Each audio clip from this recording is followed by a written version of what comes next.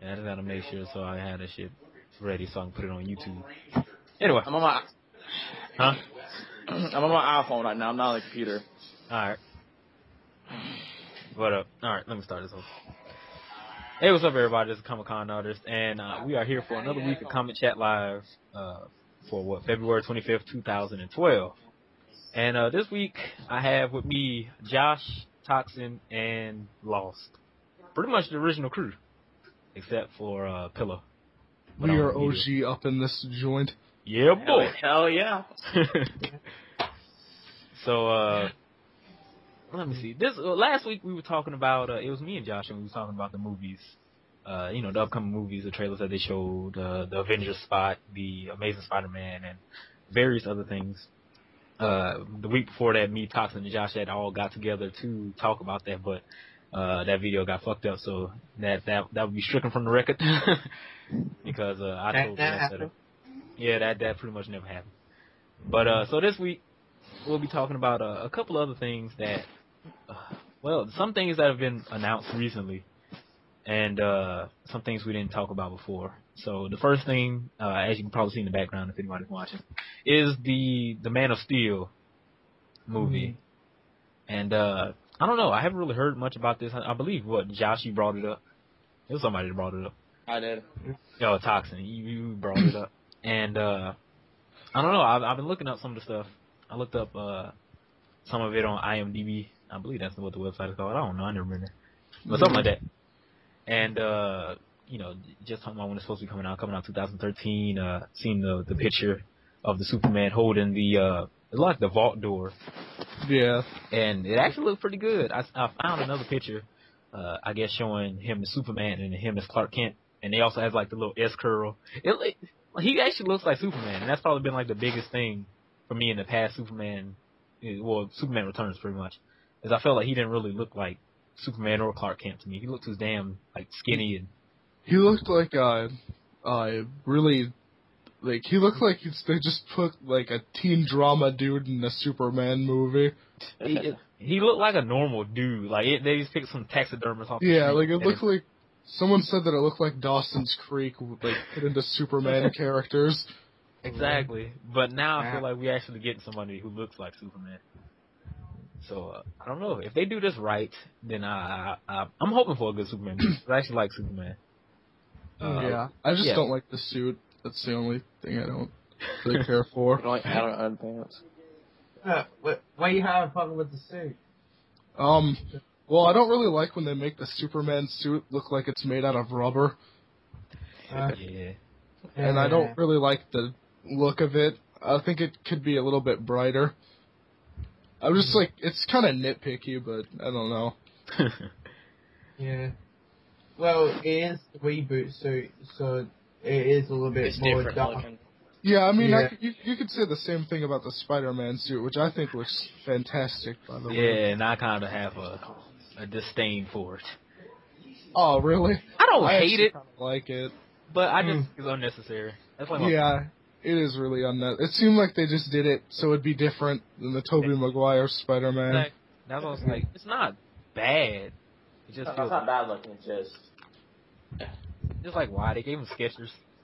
That's what it looks. Yeah, the little silver-lined boots. But I'm looking at the plot synopsis, so I don't even know the plot. That's what I'm trying to see now.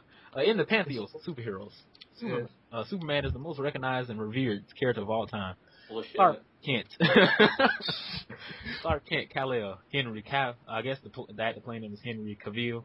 Yeah. Is a young 20-something journalist who feels alienated by powers beyond anyone's imagination. This pretty much is the origins. Yeah. Another origin story, yeah. Exactly. He came from Krypton. Clark struggles with the ultimate decision. Why am I here? Shaped by the values of adopted parents, Martha and Clark Kent. I mean, not Clark Kent, but Jonathan Kent. Clark soon discovers that having super abilities mean making difficult decisions. Great power comes great responsibility, all that good shit. Which means, I'm sorry, but you need to say that in the description. That would be the greatest plot synopsis ever. With great power comes great responsibility and all that. It's like they have this roundabout way of saying it, but that's pretty much what they say. But he's just saying when the world needs stability the most and it comes under attack, will he use his powers to maintain peace, or will it cause a divide and blah blah blah? Clark must become Superman, not only shine as the latest beacon of hope, but also protect the ones he loves. So pretty much they don't give you jack shit in the synopsis, other than he's gonna become Superman and do stuff. No, that's kind of lame. I mean, they really said that, will he use his powers to stop? Yay, it's Superman. Is it really a question? Like, in case you didn't know, here you go. Don't want to spoil it for you, but he might actually help people. Yeah,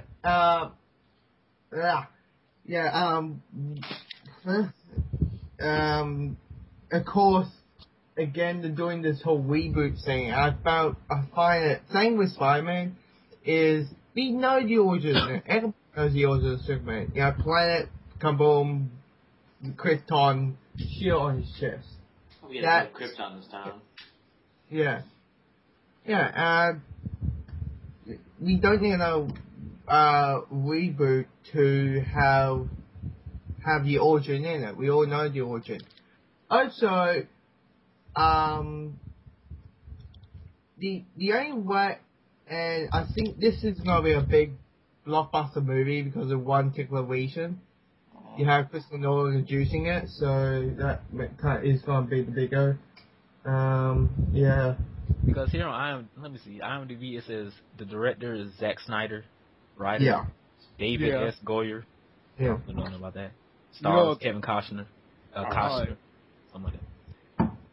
I think it wasn't Scott. Yeah, it was Scott Snyder, the dude who wrote directed Watchmen and 300. The guy who made Watchmen is gonna make Superman. Yeah. Uh-huh. I actually really like Watchmen. That was a lot of emotion. Yeah, that. Did Vic Lava knew, did he? Top down. 30-minute sex scene. And it's saying to try and make it more realistic. I'm thinking, Superman, how can you make it more realistic? I don't know. They always try to tread the border between like realism and stuff to make them more relatable. Because the biggest problem with Superman is like, he's too powerful. Nothing can hurt him. How can you relate to somebody who's pretty much like a god among men? And that's what they in the animated series, they like really toned down his powers because they couldn't think of how they could make a continuing series and still have enemies, so they made him like really weak. Yeah, so I don't really know much about this movie, but I'm looking forward because I don't know, I'm digging these whole Superman movies, not Superman, but superhero movies that's coming out, and the trailers that we've been seeing for the Avengers and Amazing Spider-Man just got me hopeful for more good ones. And I don't know, I haven't really seen a good Superman movie in a long time, so I'm hoping that this one will do something good for the character because I feel like he's kind of underrated. A lot of people shit on Superman. But I've read. Oh my god, I know. Exactly, and I've read some really good Superman stories. And one thing. I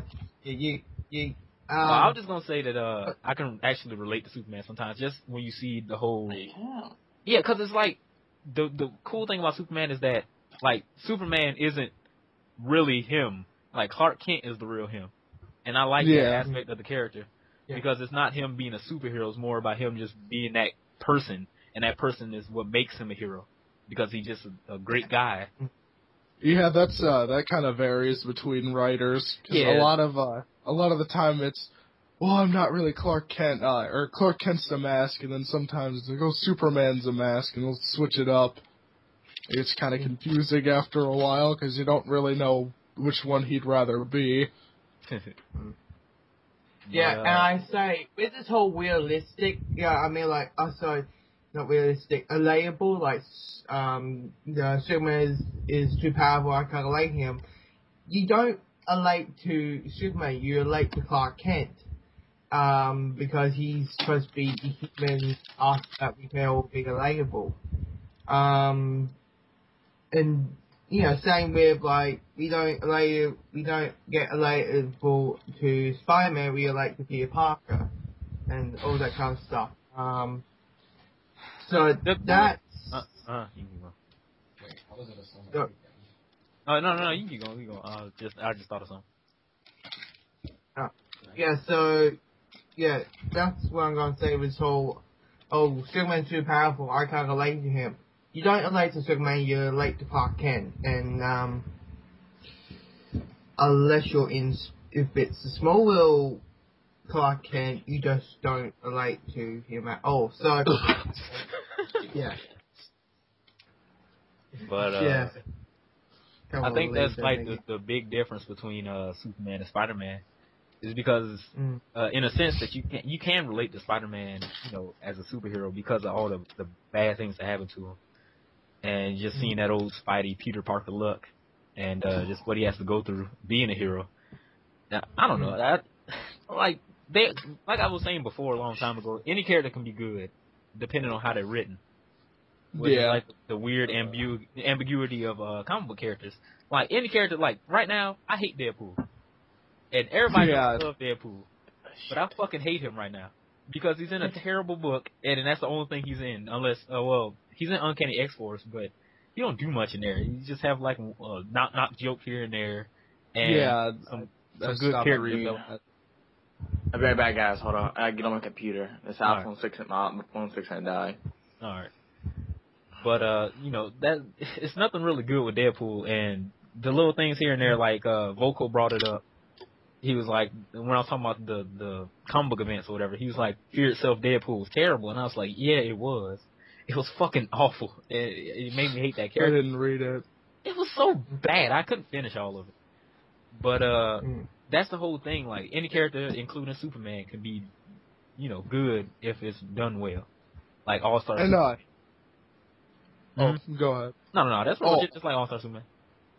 Alright. I just wanted to add that I don't think a character necessarily has to be, like, relatable to be a good character. Like, I can't relate to the Punisher. That doesn't mean that he's a bad character. It helps if the character's relatable. Just because they're relatable or not relatable doesn't mean that you can't sympathize with them or like them. Yeah, true that. Because, there's a lot of things, like, there's a lot of things that's going to a good character. And with the Punisher, what I like about him is that he's badass, for one. Like, that's the big thing. He has no powers? He has no powers, so he's vulnerable. And because you can kind of understand him. Like, they really get into the psychological part of the Punisher. From what happened to his family and, why he's doing this. Especially in the series I've been reading, the most Punisher Max. Like, they really get into the whole war. Oh, yeah. I was like, I love Punisher Max. Like, it's not just him, his family got killed, and now he's just going to hunt down killers. It's more, his family got killed, but how did the war change him? Or, he's been doing it for like 30 plus years, how his old age affected him. And it really dives deep into the character. Like, I can't relate to Punisher anyway, either. But I can understand what he's going through, and it's just such a good story and such a good character that I really enjoy. I had a talk with my English teacher a couple days ago, and we were talking about a book that we're reading, and some kid's like, well, I don't really like this book because I can't relate to the main character, and we're like 2 pages into the book, and she's like, well, you could try to relate, or over time, you don't have to relate to his situation to like him. She's like, just read the book, and you'll probably sympathize with the situation and like the character. Yeah. And now we're like halfway through it. He's like, I love this book. Exactly. People, they'll, jump to conclusions off the beginning. I know my friend, he was like, I can't, like, I'm really into the old school rap music, like gangster rap and everything. And my friend said I can't relate to gangsters or whatever, them doing whatever they were doing. And so I don't like the old school rap music. But it's not like being able to relate and do the same things. Like, I can't obviously leap a tall building in a single bound and all that kind of crap. It's just about enjoying the story for what it is. And the character for what it is, and reading the story and liking it or understanding it fully. You don't have to just be the character to like him. Lawrence Fishburne's in Superman, the new Superman movie. Who? Yeah, he's Perry White. Yeah. Oh. Also, Russell Crowe's Jor-El. I thought that was pretty funny. Freaking Gladiator, Superman's dad. Exactly. I just now see that. What in the world? I always think of the South Park episode every time I hear Russell. It is the greatest episode. Yeah. Yeah. But let me. Go ahead. No, you can go. I'm just looking up stuff. Christopher Melini's in there. I thought he's in there. Yeah, he was willing to be Luthor, but that was. Christopher Melini's an actor. Let me see. Christian. Yeah. You don't know who that is? I'm driving. Yeah, SVU, Lord. Yeah. Special as victims. Yeah, the lead and actor. he Colonel voiced Hal Jordan, like so. He's Colonel Hardy. Who's that? Yeah. I don't know. I guess send a link to the whole full cast and crew and stuff. I don't know who that character is, but it's cool seeing people. I don't know how. I ain't seen him in a movie. I just see him in Law and Order or whatever. Yeah. I wanted to ask, have any of you guys seen Justice League Doom yet? Yeah. Josh asked. Oh my god, that is the greatest. Yeah. It is. Yep. Yeah, Josh told Oh me. my Yeah, god. it is. Yeah. Let's say it's a great movie for a last whip of a great wire. Dwayne Right, McDuffie. Yeah, Ryan Duffy. Yeah, who did also Superman Crisis, well, not Crisis, Crisis on Two Earths. I'm gonna have to check that out later. Yeah, Because I think.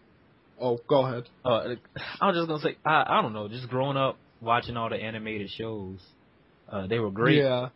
And I want to see them come back pretty much because I enjoyed Justice League and Justice League Unlimited, and all those cartoons are pretty much over with. And recently on IGN, I seen the little short they showed of Teen Titans, where like a little short just showing. Time show. Yeah, and I was like, oh my god, I used to love that show, man. That was my shit back when I was in like high school. Yeah. So I hope that they start bringing back shows like that because I know Young Justice is still out.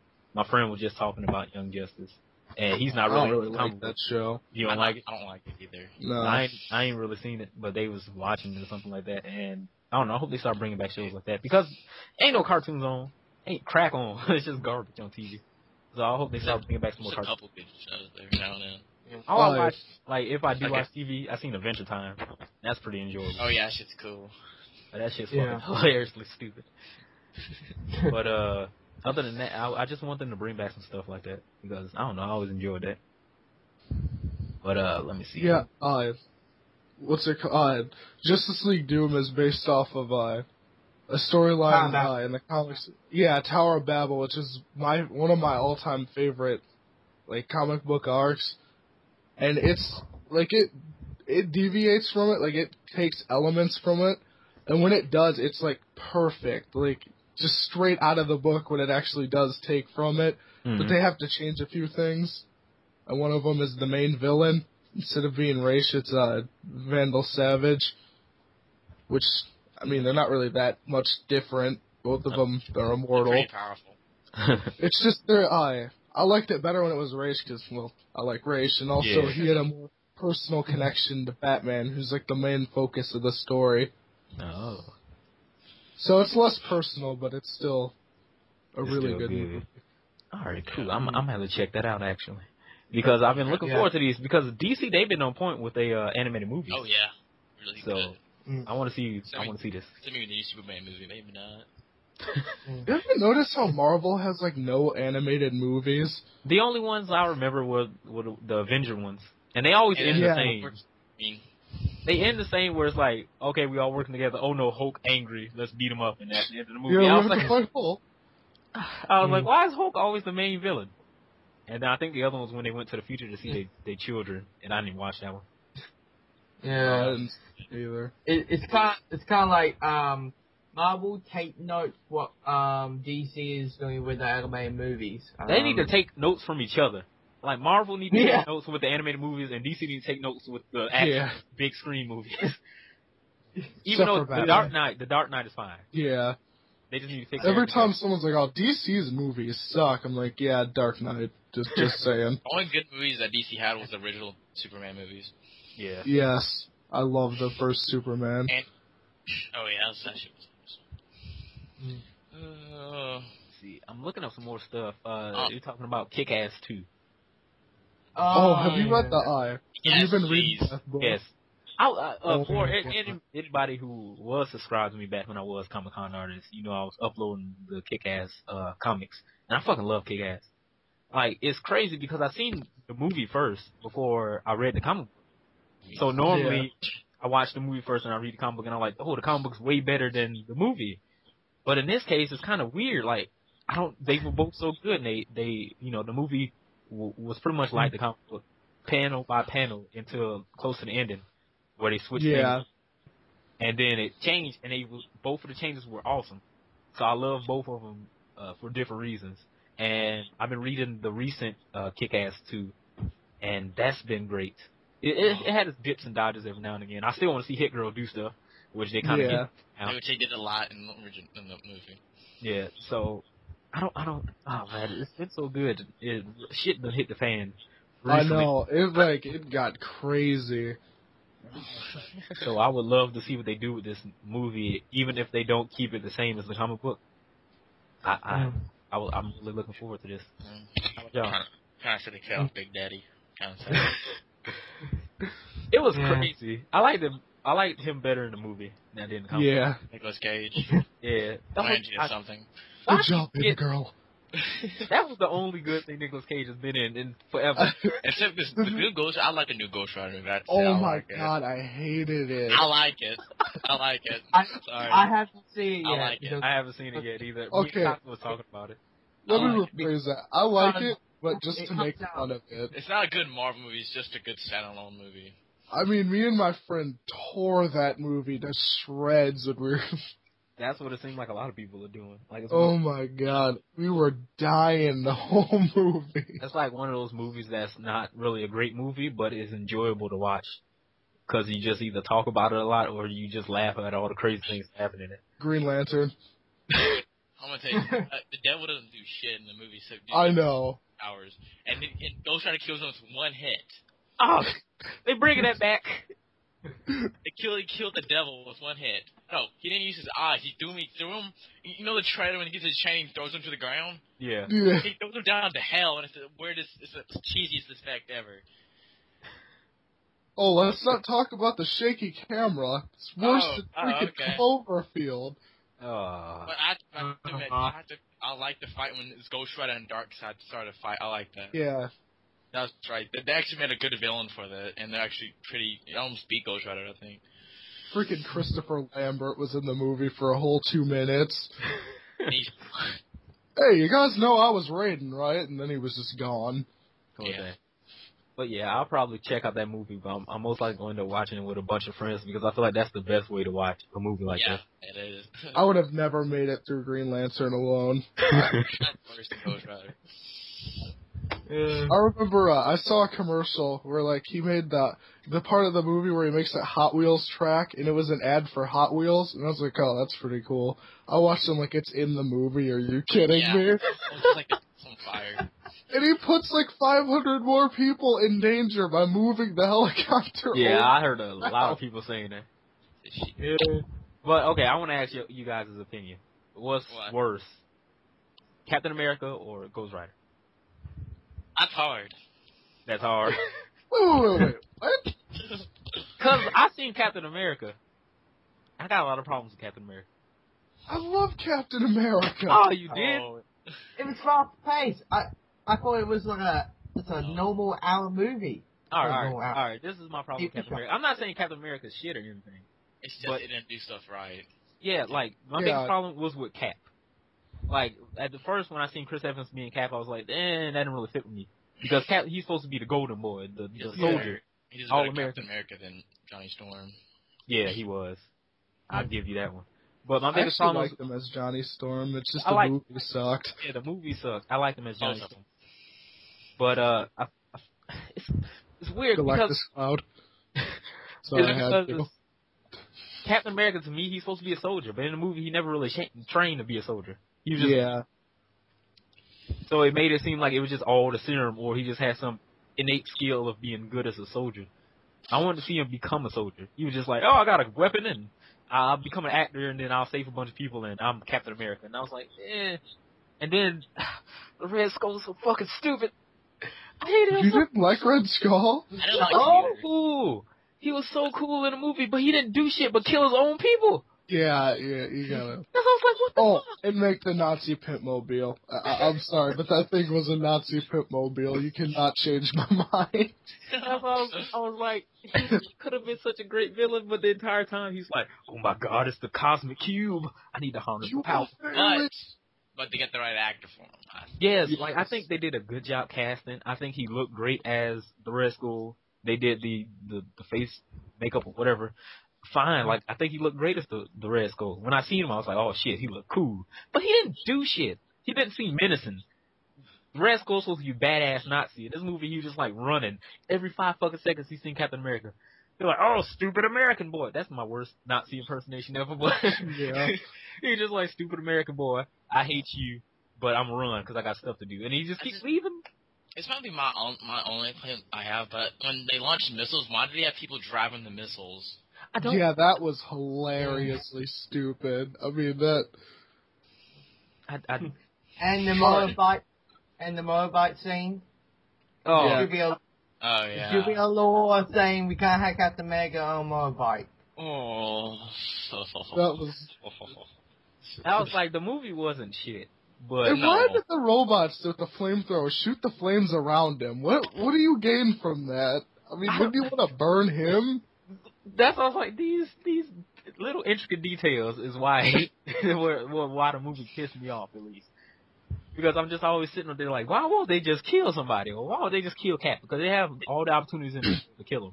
This might be my minor claim. Why was there like an old woman like guarding a secret facility only with a machine gun? No one else was guarding it. Because Nazis are stupid as fuck. No, that was the Americans. Oh, the Americans? Well, the Americans are stupid as fuck. Because, I don't know, man. It's like they don't think. It's like Transformers.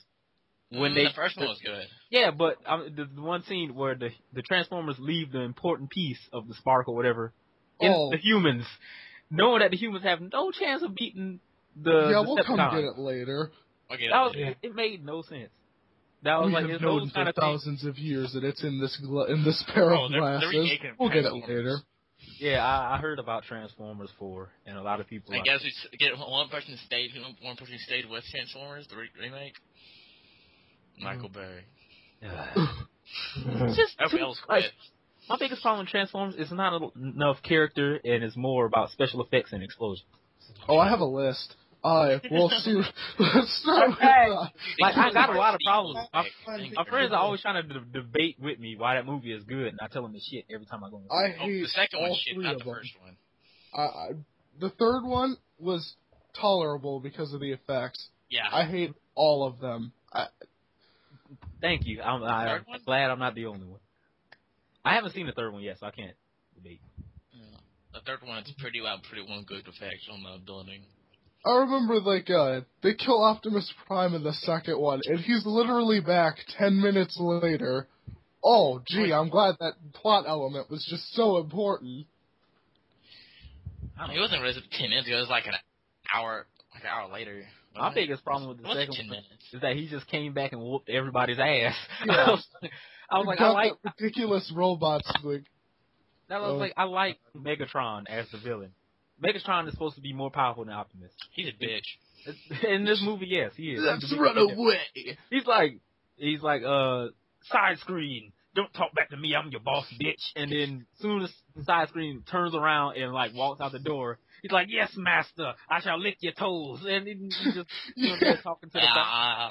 And I was like, come on, man. Megatron is supposed to be the biggest, baddest motherfucker on Cybertron. And now he's in some Egyptian pharaoh-looking robot that can't even move. I was teleports and shit. I was like, it was depressing just seeing that movie because I grew up with Transformers. Let's talk about the incredibly racist freaking minivans. I was so mad. Me and Karel, we were sitting there in the movie like, what the fuck is this shit? Yeah. Because the entire time they got big ass gold teeth, big ass ears, big ass robot noses. They can't fucking read, and they only fight each other and mess up everything. I especially loved it when it was like, you can't read. And I'll tell you, the third of those racist robots for the third movie, are less annoying. What? I thought they took them out. Yeah, but they had like little versions of them. Oh, I thought they What took was out his the name? But What was they the, were saying for the kids, so. Third one, Shockwave's a badass in a third one. Shockwave. Yeah. Yeah. He's very badass. Cause he was one of my favorite, man. And I was like, I felt like Well.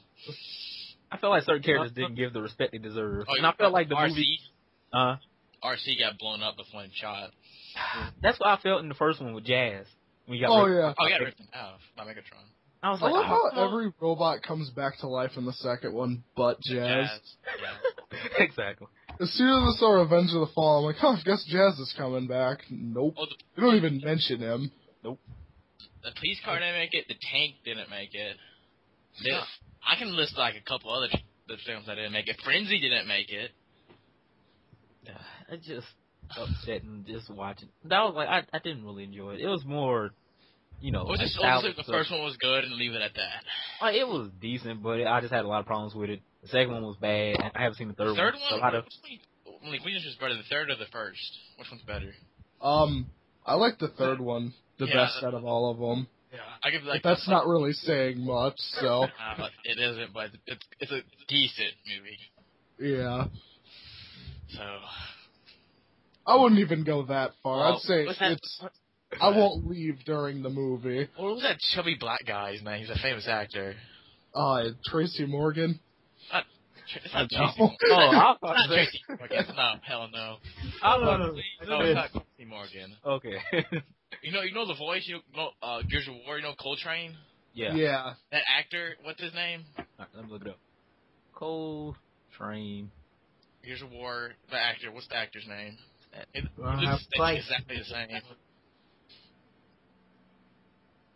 Alright, let me- I want to see Tracy Oh, wait, I see Morgan him. in Transformers now. Hell no. What is? Okay, here we go. Cold Train, voiced by Lester Spite. You know the chubby fat. You know, you should like a chubby black guy. Yeah, I think. Let me see. I'm gonna type it in. You should know. You should probably know what he looks like. Do. Oh yeah. Oh shit, he plays Cold Train. Yeah. Yeah, I see him. Yeah, but he's Lester Spite as his name. I have one other problem with the Dark of the Moon. Like you know when they all gather the squad and like all badasses as soon as they enter the city. Yeah. They all want to couch as soon as they enter the city. Yeah. I don't know. I'll probably. New York City. Hmm? New York City, they want to take over. New York, whatever. But I'll probably check it out eventually. But Don't. But Well, If you do, don't pay for it, because not a penny should go to that movie scene. oh, I'm not. There is. It made a ton of money though. Man, Most like, cause the effects brought in people that don't Amazing. know nothing about Transformers. They just like, oh my god, it looks so fantastic and stuff like that. That's how I feel this new Battlefield movie's gonna be, or Battleship. Battlefield movie. Battlefield. Battleship? Battlefield or Battleship, Battleship. Oh yeah.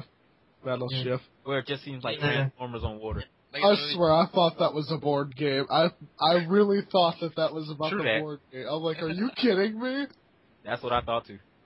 that movie looks iffy. I was like, it just have the same effects, and my friends who are fucking graphic whores, they just sitting there like, oh my god, I can't wait, Rihanna's in this movie. I was like, as soon as I seen her nose, I was like, is that Rihanna? And they was like, no, it can't be her. And I was like, I hear the accent. And then I seen her face, and they was like, oh yeah, it's her. I was like, I'm not watching this fucking movie. I was like, why do they do this? Like, I don't like movies where it's the style over substance. Like, it's a certain middle ground where they can meet and be perfect, like movies like Avatar. Sin City. And, oh god, Avatar. That That movie is so overrated. overrated. It is. I was like, Yes. I never seen that movie. That It's- movie and Dragon Ball, I would never fucking watch. Dragon Ball shit. Don't even see it. Don't. I will don't- never don't fucking watch don't it. talk about it. I felt sorry for myself seeing that movie. Ugh. It's a piece of shit. It's evolution. It's not even based on anything on cartoons. Because Piece of it's- shit. Let's leave it at that. I fucking hate that shit because I grew up with Dragon Ball, Yeah. and I grew up with Avatar, and I was like, oh my god, they can make a movie. Oh, you're thinking Oh, of Avatar: The Last Airbender. Yeah. I'm talking And- about Oh, Avatar. No, not the great, fantastic Smurf movie. No. That's Last Airbender. Oh. Yeah, the last. That's another topic. Yeah, I'm used to saying Avatar. Well, we attended that movie never existed. We're talking about Avatar, the blue aliens. I was overrated. That movie. Oh, that movie. Oh, I don't know. I enjoyed it. I didn't watch it in 3D. Overrated. No, I didn't hate it. I liked the movie. It's just, it's People not. think it's not as good as they say. And I love James Cameron. James Oh, Cameron's. yeah. Movie. Oh my god. But Just that dialogue. I'd say right there. Making dialogue. I really like. But I can't. Oh, I was just gonna say that like Terminator 2 and Aliens are my two of my favorite movies, most favorite movies of all time. So I can't really hate. Well, I like Aliens better than Alien, but I like Alien too. But I enjoyed Avatar. But I don't know, that the whole style over substance thing was just a big problem for me, because I feel like a lot of movies, they just get by on the looks. Like, I don't know about you guys, but I had a problem with, like, I didn't like 300. I'm just gonna say it right now. Oh, Yeah. I did like. It was fun to watch, I guess. I It was was like like, a cartoon with a lot of blood and nudity, but yeah, cartoon. Not too much nudity. but Was there any nudity? I don't remember. I don't. Yeah, I think, like 5 times. I don't remember. I don't like that. But I didn't enjoy 300 because I felt like it was mostly about the action. The action was cool. I didn't read the comics either, so. Me neither. I didn't even know it was a comic book. Yeah. But it was written by Frank Miller, which I'm kind of mad. Because I want to read the comic book. But I just feel like the movie, like, they spent so much time with, like, the big epic speeches and the slowdown and the fights and stuff like that. I didn't really... The Persian guy. Yeah, like, it wasn't no real, like, character development. I didn't give a shit about anybody. I knew they was going to die at the end because everybody, you pretty much already know that going into the movie because of the history. Yeah. And so when it got to the end, I was kind of mad. But, you know, it was epic. It felt badass, but I felt like it fell flat on a lot of stuff. I didn't like... It got really boring. Yeah, like, I didn't like how the world looked so sterile. Like, they look like they were just in a big empty wasteland most of the time with, you know, a green screen behind them. Yeah, freaking Cheezosaurus Rex background. Yeah, that's Everything's all. orange. Exactly. I was like, I thought that they were trying too hard to be different and stylistic. That I felt it took away from the movie for me. Well, that actually that happened. The Spartans is more better. The whip off of it. Huh? Meet the Spartans. Guess who's gonna meet the Spartans? Ghost Rider. He is. Yes, and Rocky Balboa, and Transformers, and what else? A bunch of bad movies. Bad movie heroes are in there. But That that's the whole dealie with that. But let me see. What else can we talk about? You see Meet the Spartans? No, I ain't never seen it. Didn't care for it. Like, I didn't think it was gonna be good. Like, I dropped out the whole parody thing after Scary Movie. Yeah, exactly. date movie. I had to watch with my friend's family. That was a very fun experience because there's like 2,700 sex jokes, and I'm sitting next to his mom. I'm like, oh my god, kill me. That was. Oh my god. Awkwardest moment ever. It's like I had to watch Harold and Kumar with my uncle. Oh god. Both of them. Oh. I'm sitting in his room. He's like, these movies are hilarious. I'm sitting there watching with him, like, oh my god. I haven't seen it. Have you seen the third one? No, I haven't seen. No. I've seen the first two, and I enjoyed the crap out of them. I've seen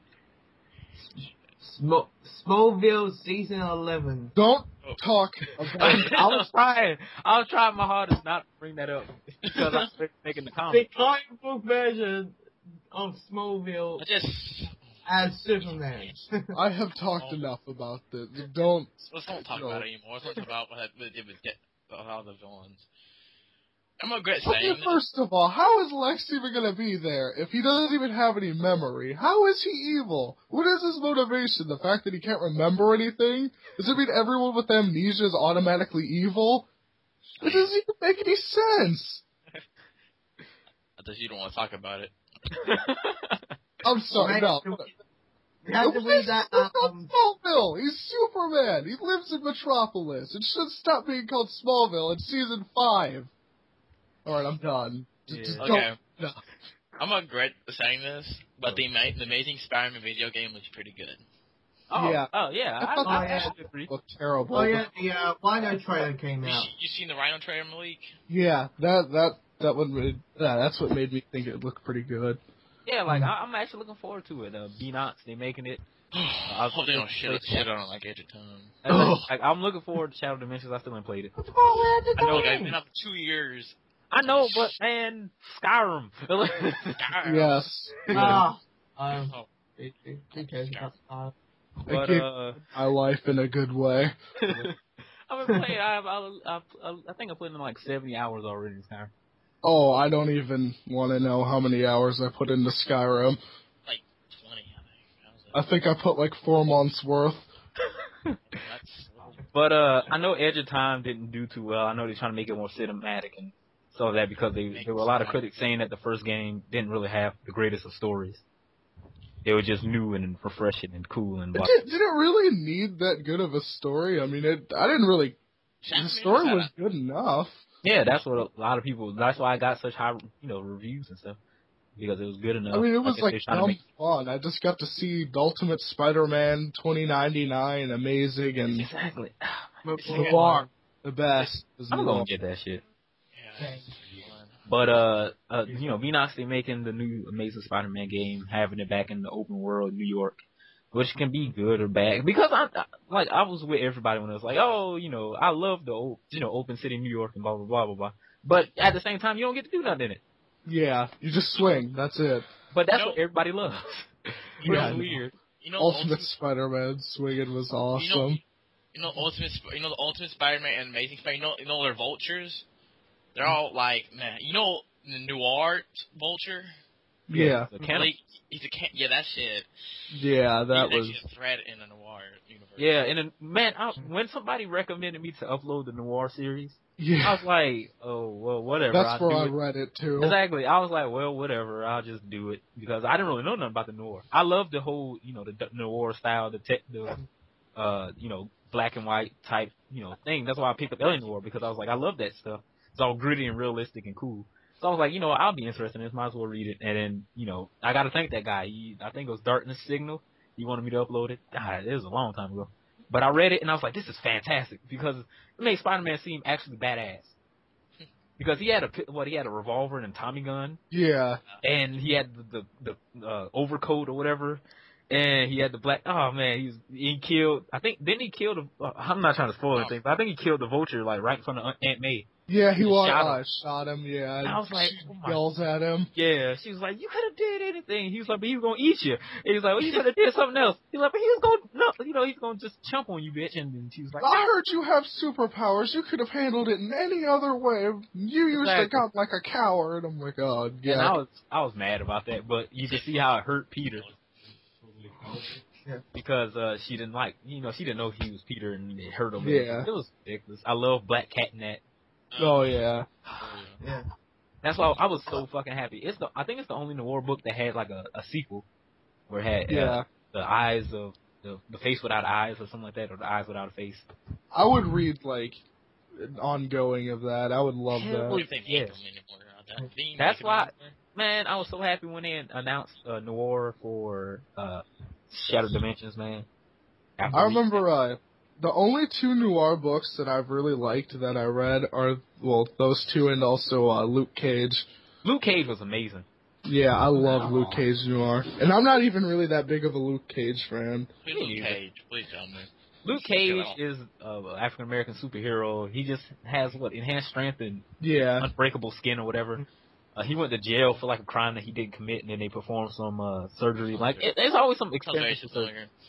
And then I guess one of the guards hated him, and then when he was having a procedure done on him, he went in there and turned the knob up to like 1 million, and then it backfired and made Luke Cage a superhero, and he just beat the ever-living shit out of everybody, and he became a hero for hire. I just only know this jump because I read the Luke Cage Avengers Origins. Yeah. In that book recently, I think they did Luke Cage and. They do Thor. I think it was The origins, I just know Luke Cage one. And that's pretty much his whole origins. I haven't really read anything with Luke Cage in it. Solely, like I read some Thunderbolts, he was in there, and I read New Avengers, which he was in there, and he's written so poorly by Brian Michael Bendis. Yeah. The dialogue. I couldn't read half of that shit. It just sounded like Ebonics. I was like, oh my god. It's like trying to read like Jamaican characters. Exactly. I mean, nothing against Jamaicans, but oh my god, how do you read that? Yo, have you guys played Grand Theft Auto 4? Yes, And you know Lil Jacob? Oh my. Oh yeah. I find that shit hilarious because I can't fucking understand him. And then it's funny because it has that one scene, because I've been playing Grand Theft Auto 4 recently. It has that one scene where it's Lil Jacob talking to his other friend that's Jamaican, and the other dude is even worse than Lil Jacob. Yeah. So you have that guy talking, Nico don't understand him, Lil Jacob trying to translate, but you don't understand him either. It's a ridiculous conversation. It's hilarious. But that was the biggest problem. It felt so unnatural and weird, and just like he was trying so hard to write for a black character, where it just came off as stupid. Yeah. That's why I was kind of worried when they announced Miles Morris as Spider-Man. I was like, a black Spider-Man. I hope Bendis don't try to write him all weird. And did you hear that there's rumors that Miles is gay? What? That's what the whole exactly. When I was uploading Ultimate Spider-Man, and I was uploading the Death of Peter Parker, and they finally announced Miles Morris in the news and everything, and everybody was talking about him. A lot of people kept saying that he was gay, and they were mad. They was like, "Oh, gay ass black superhero going." And I was like, I couldn't decipher if they was like, "Oh, he's just gay because he's lame." Yeah, exactly. I saw a news story, and I was like, I don't fucking know. But it's like, new Ultimate Spider-Man's gay. I'm like, wow. I'm like, I liked it. Yo. I click on it, and it's like, no, he's homosexual. I'm like, oh my god. Really? Exactly. When they, in Ultimate X-Men, I'm so sad, because the Ultimate series was so, like, the Ultimate series was so good when it first started. And they fucked up Ultimate X-Men and Ultimate Fantastic Four. And Ultimate X-Men fucked up when they fucked up Colossus, because Colossus was my favorite character. And at the beginning, he was this badass Russian that was in the Russian mafia, and he cared about the X-Men, and he was always fighting them. He was going to kill people before the X-Men. He wasn't going to fuck around. Then all of a sudden, he was like, well, we hinted at it because all the girls keep making fun of him. Like, oh, you all big and strong, you must love dick. And I was like, really? And then all of a sudden, it was like, yeah, I do love dick. And I was like, what's going on? But I was like, all right, fine. He gon' if you want to be gay, fine. I just let that shit slide. But what I couldn't let slide is when they made him a drug-addicted loser that had no powers. Yes. So fucking mad. Well, he had powers, but he couldn't do shit with them. Didn't he have a crush on Nightcrawler, too? Yep. Yeah. Oh, my god. Stupid as shit. Because Nightcrawler's like, I'm a Jesus freak. Yeah. That, so we can't friend people. And then, like, I think he tried to rape Dazzler or something. Oh, my god. I don't know what the fuck they were smoking. But it must have been some strong shit, because that was stupid. That was the stupidest shit I ever heard or read. And then getting Scott hooked on the drug, and then he getting superpowers and be able to fly around like Superman. And Scott getting shot. That's how he dies, is just getting shot. And Ultimate... Oh, I'm not supposed to mention that. Ultimatum? You motherfucker. I'm not going to read that book. But... Yeah, rule number one, you don't mention ultimatum. Jeez. Oh my god, that's... I didn't know that's how he died. I know everybody died. Oh, he just gets shot during a press conference. That's it. Yeah. That was man. Special. But that was my biggest problem. Like, I was like, if they want to make Colossus gay, I was like, fine. Just make it a character, like, make it some kind of character development. Make him become more interested because of that. Don't just focus on it. And don't constantly call back to it. Like, that his main character trait is just that he's gay. That's the whole big thing with Spider-Man.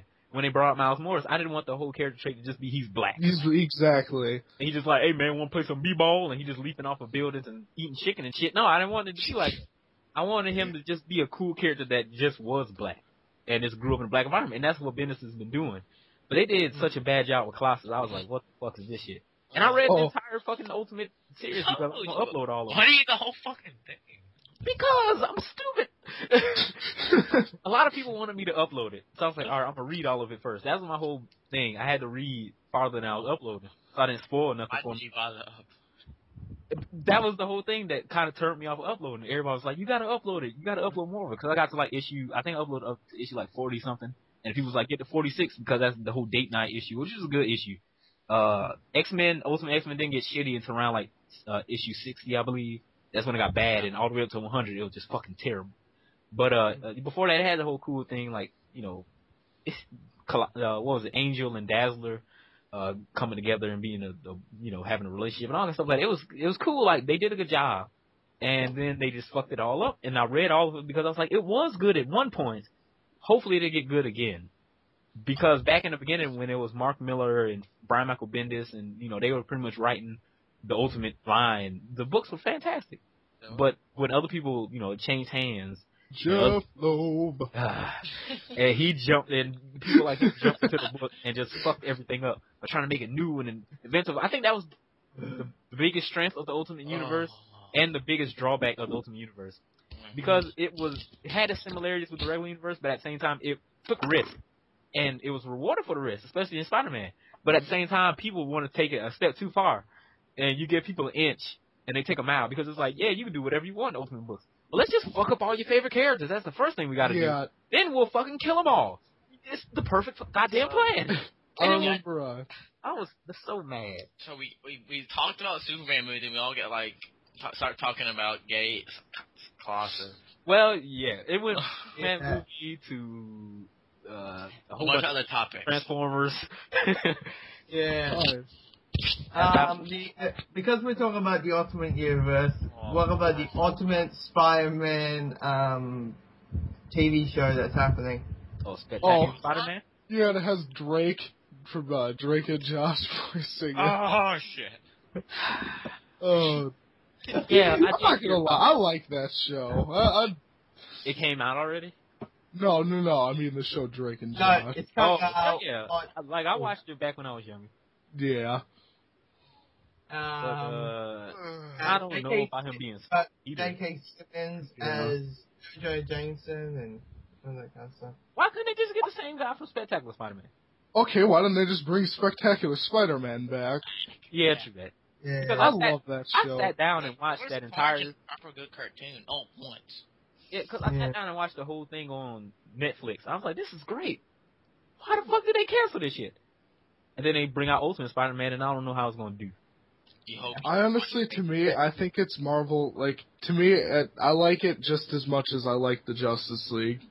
I love that show. And they're saying it's 100% Marvel. In other words, Marvel, it's the very first Marvel 100% show. According with this whole live-action Hulk show that they're planning to do, said by the head of Marvel Television, that is Jeff Loeb. Oh man. He really got fucking up for telly. I'm thinking. Does anybody remember the Hulk live action show? I love that show. I have it all collected on DVD. It's like 5 seasons. Yes. Yeah. I never seen it. I just know Lou Ferrigno. That's about it. I love the walking away theme. That's the best part.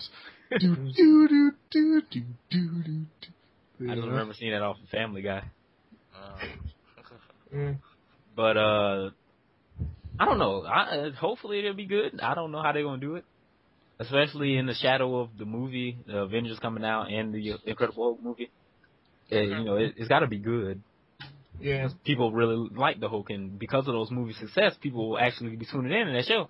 And hopefully it doesn't fuck it all up for the Hulk. It actually be something good. Yeah. Because it seemed, I don't know what's going on, but it seemed like recently they pushing for a lot of comic book TV shows, which is weird. Because, you know, we had it's not bad. It's just, it surprised me because you have the regular, like, comic book, you know, TV shows like Heroes, The Cape. What was it? Like, The Cape or whatever? The Cloak. Oh, that was shitty. I never seen it. The worst shit ever. I watched every episode that all of them. Wonder Woman show that happened? Wonder Woman! Yeah, the pilot for that. They're trying to have a pilot the Blade for that. TV show. Yeah. It's a British TV show. Y'all wouldn't else see that. They had the pilot for Lock and Key.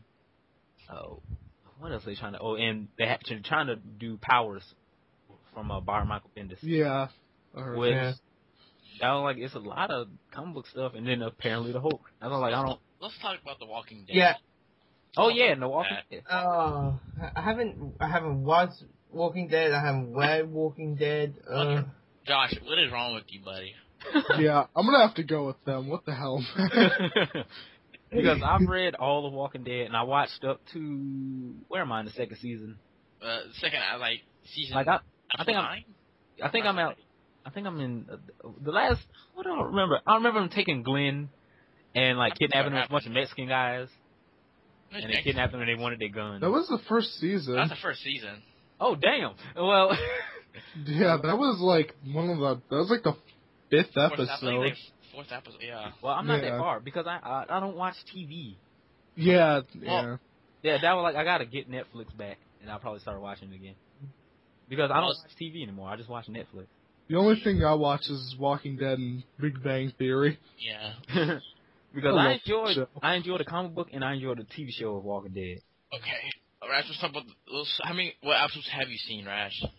I seen I don't know, I guess the whole first season, I believe. I don't know what goes on in the second season, and I'll be able What's the last episode you seen, Rash? I don't know, I'm trying to think. That's what, like the whole that episode, I believe, and it resolved it. Like around building a facility? No, I don't think so. You didn't watch the whole season. Then. Damn. Well, yeah, I gotta get on my Walking Dead game. The season 2's pretty good. I've been hearing a lot of good things about it. You know Otis? Yeah. Rash, he died in the second when he heard the first episode. When they first appeared in the next episode, he died. Really? He died. Yeah. It's not weird.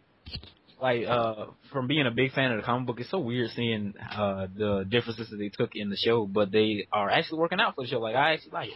I didn't like the Otis one. I did not like the Otis. Well, no, I didn't see that one yet. But the whole like Shane still being alive, which is weird for me at first. But I joined the Lex Luthor fan club. Oh, never mind. We're not that far yet. Oh, what? Nothing. But anyway, him being alive was weird for me at first because I wanted him dead. I wanted him dead like he was in the comic book. But at the same time, I kind of understand the need for somebody to kind of challenge Rick. Yeah, being like a kind of different perspective. But at the same time, when I look at the characters, they both Rick from the comic book. Like, Rick is more of a, we gotta try to save everyone, and y'all are crap, and the Shane's more like, we gotta just worry about the group survival and stuff like that. But at the same time, in the comic book, that's pretty much Rick, in a nutshell. He worries about the group, but at the same time, he'll try to help anybody that they see. But he's not gonna go out of his way and risk the group. He'll only risk himself. I don't know, Shane changed my season 2. He does? Yeah. Oh, yeah. I think they probably did that so they can get ready to murder him. Oh, yeah. I think the next episode, isn't Rick and him and Shane gonna fight in the next episode? Yeah. I'm mad. I want to see Tyrese come into the show. Or Michonne. Who's that? Black girl with the katana, and Tyrese was the black guy that had the hammer. Oh. And a daughter, and a daughter boyfriend, which they was fucking stupid. I don't know what it is about the zombie apocalypse that turned people fucking crazy, but just looking at fucking Dead Rising, you see so many people I don't know. shit. Maybe the family members eating each other. I know, but people just go so totally nuts. Yeah, well, Dead Rising, the people are so over the top. It is ridiculous. It's like I can understand Walking Dead. Like they ain't going insane and trying to, I don't know, go to just start slaughtering people for no reason. They mostly just have a lot of psychological problems, like Carol and whatever. Which they're on the farm in season 2. Yeah, I seen that. I seen some people making fun of it because Otis is like, "Get off my land" or whatever. A lot of people keep referencing that. But I don't know. I want to see because I'm enjoying the show. I just haven't been. You only seen the first episode. Yeah, I haven't been keeping up. I don't see the first episode was pretty amazing. The first episode. The first episode is the best, I think. Yeah, so far. Yeah. I mean, that's not saying the rest of the series is bad. It's just I haven't seen one that made me really as excited as the first episode. One episode I didn't like was episode 3 of the first season when nothing happened. Oh, yeah. Oh, I hated the season finale. Oh, that's it. Dude, they didn't do nothing. Just so much. I don't want to spoil it, but oh my god, it was so boring. That's what a lot of people have been saying. They've been saying not a lot happens in the show. But they end up with a little bitty cliffhanger that people keeps a little bit intrigued. Yeah. I like it's a good show. They know how to keep people watching. It's just so fucking slow paced. And then people say something's wrong with me.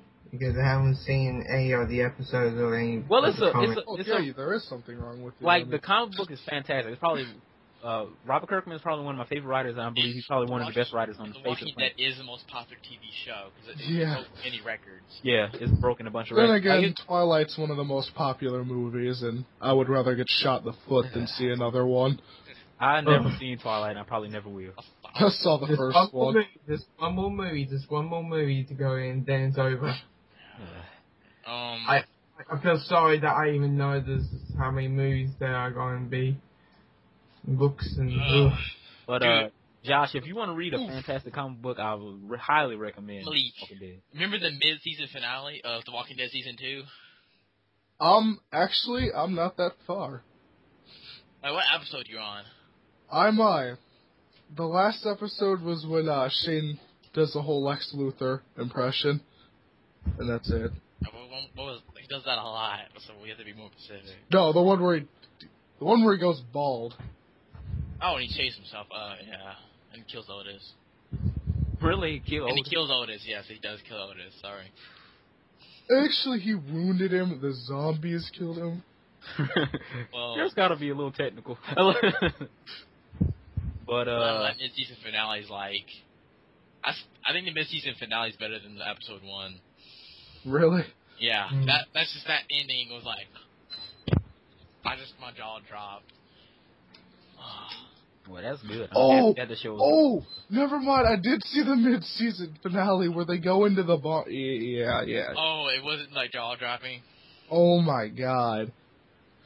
It's good as the first episode. That episode is. That was some pretty hairy shit. That was, sad. For lack of a better words, cray-cray. Really? Damn, it's like jaw dropping. You don't expect it to happen. And as soon as that happens, it turns to black and it ends. Yeah. Oh, dang. Pull the Sopranos. Just taking the same thing. But, yeah, I'm probably going to get back to watching Walking Dead because it is one of my favorite comics. And I've really been enjoying the show. You would play Left 4 Dead, Logan. Shut up. Boring. Batman's boring. Left 4 Dead. Batman is not boring. Not boring. Batman, my shit. Batman is like the origin of my combos. Oh my god! Crazy now. No, that game is just. Yeah. Wow. Have you beat it yet? Have I beat what? Arkham City. Yeah. Yeah. You watch his playthrough? No, I watched part of it. Sorry. No problem. No, it got long, but yeah. The game is long, I beat it and I enjoyed it because it was. It's a pretty damn good game. Yeah.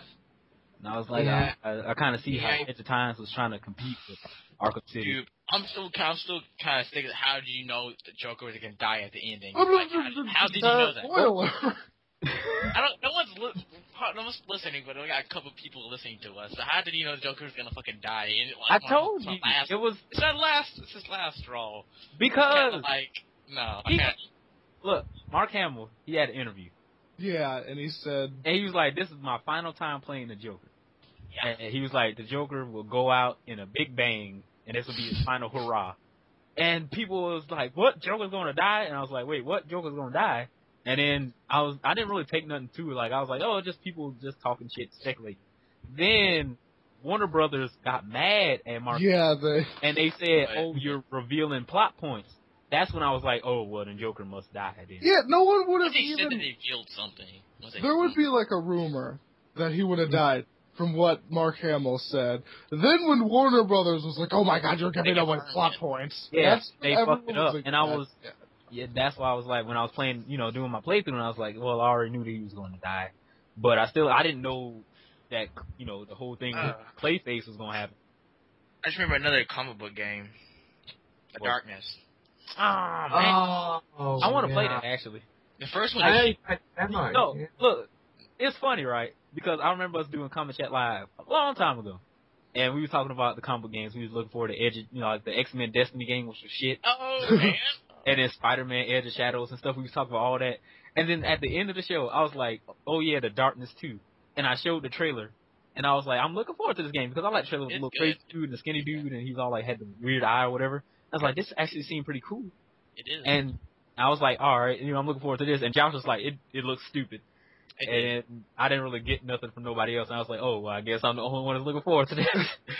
I was looking forward to it. And then I've never played the first one, and I don't really. I heard about the first one was crappy. Yeah, I heard about the first one a long time ago, back in like 2007, and I never played it. But the second one intrigued me because I didn't know it was a comic book game until like a couple of years later. I think they made recently they just made their 100th comic book about the Darkness. Recently. Yeah, I just seen that on I believe IGN.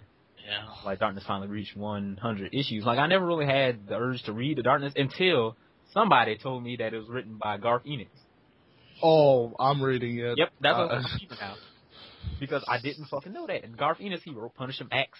He wrote Preacher. Preacher's my shit. Preacher, good. Oh my shit. You know how long that I've been.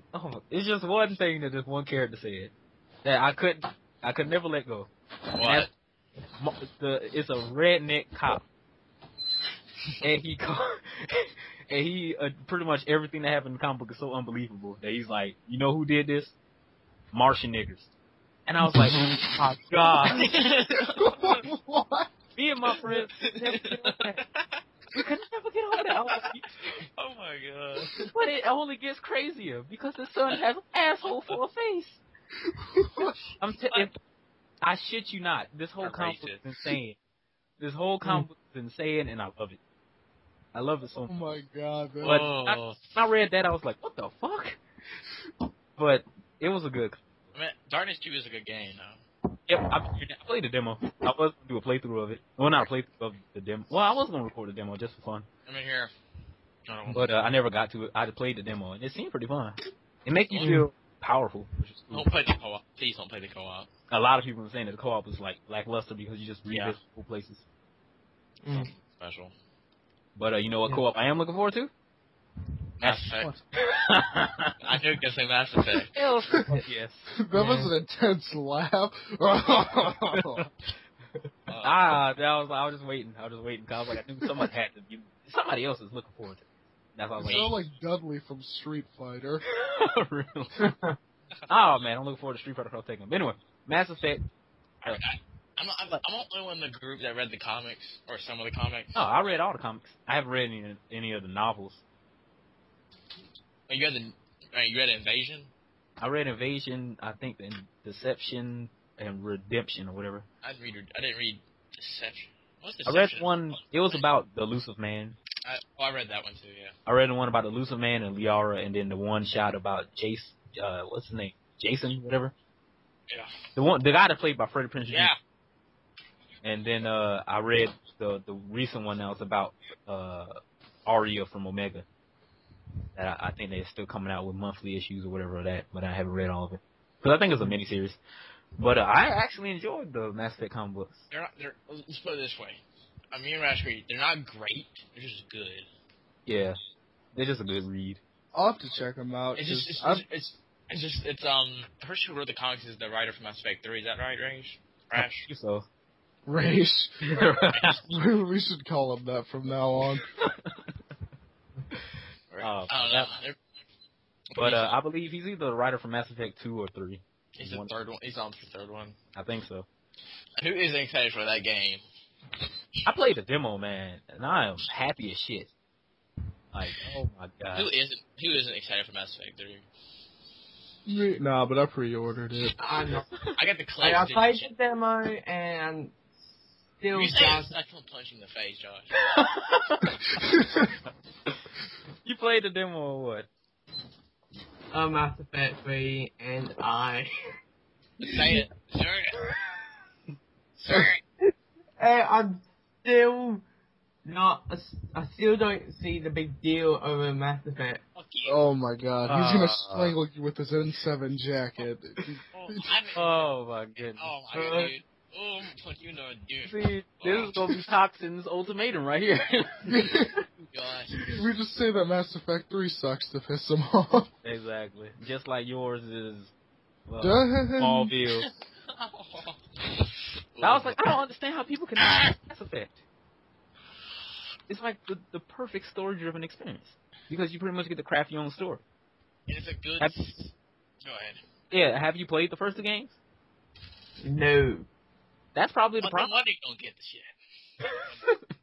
That's probably the problem. I would recommend going and playing the first 2 and then going into the third one because it's like you craft your own story as Commander Shepard.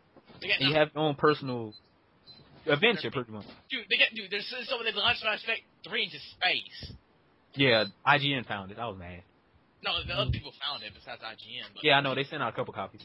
And I mean, BioWare, people around the world on YouTube, like, they sent out documentaries of them searching Mass Effect 3 through the globe of the Earth. And that shit is, if you don't think that's a popular game, I don't know what popular is anymore. It is one of the best game franchises. Like, right now, Mass Effect is up there with, like, Metal Gear Solid and The Legend of Zelda for me. Metal Gear Solid, I don't know about. Wait, was Peace Walker any good? I never played Peace Walker. Peace Walker, I never played because on the PSP. I was going to get the HD collection pack.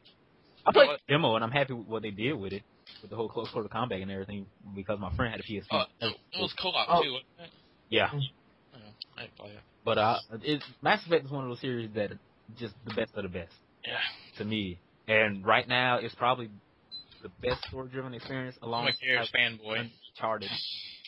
Uncharted? Yeah, Uncharted with the story, at least. I'm sorry, but the most story-driven one is actually Legend of Zelda Skyward Sword. I haven't played that game. Unarguable. Why so popular? But I believe it. I don't. Yes. I'm mostly a Sonic guy than a. We're gonna go to fanboy rages now. Pretty much. I don't know how this got started. But I still want to play Skyward Sword. I played that the first. game is amazing. Skyward Sword is I think is the best Zelda game. Next to, I like Wind Waker, Ocarina of Time, and then Skyward Sword. Skyward Sword's like number 1 on my list. But I want to go. I want to play Skyward Sword. I just got to figure out a way to do it. I got a stupid GameCube Wii emulator thing. I might end up playing it on that. But I ain't got no Wii because I don't know. 60. Okay, I'm just getting this straight.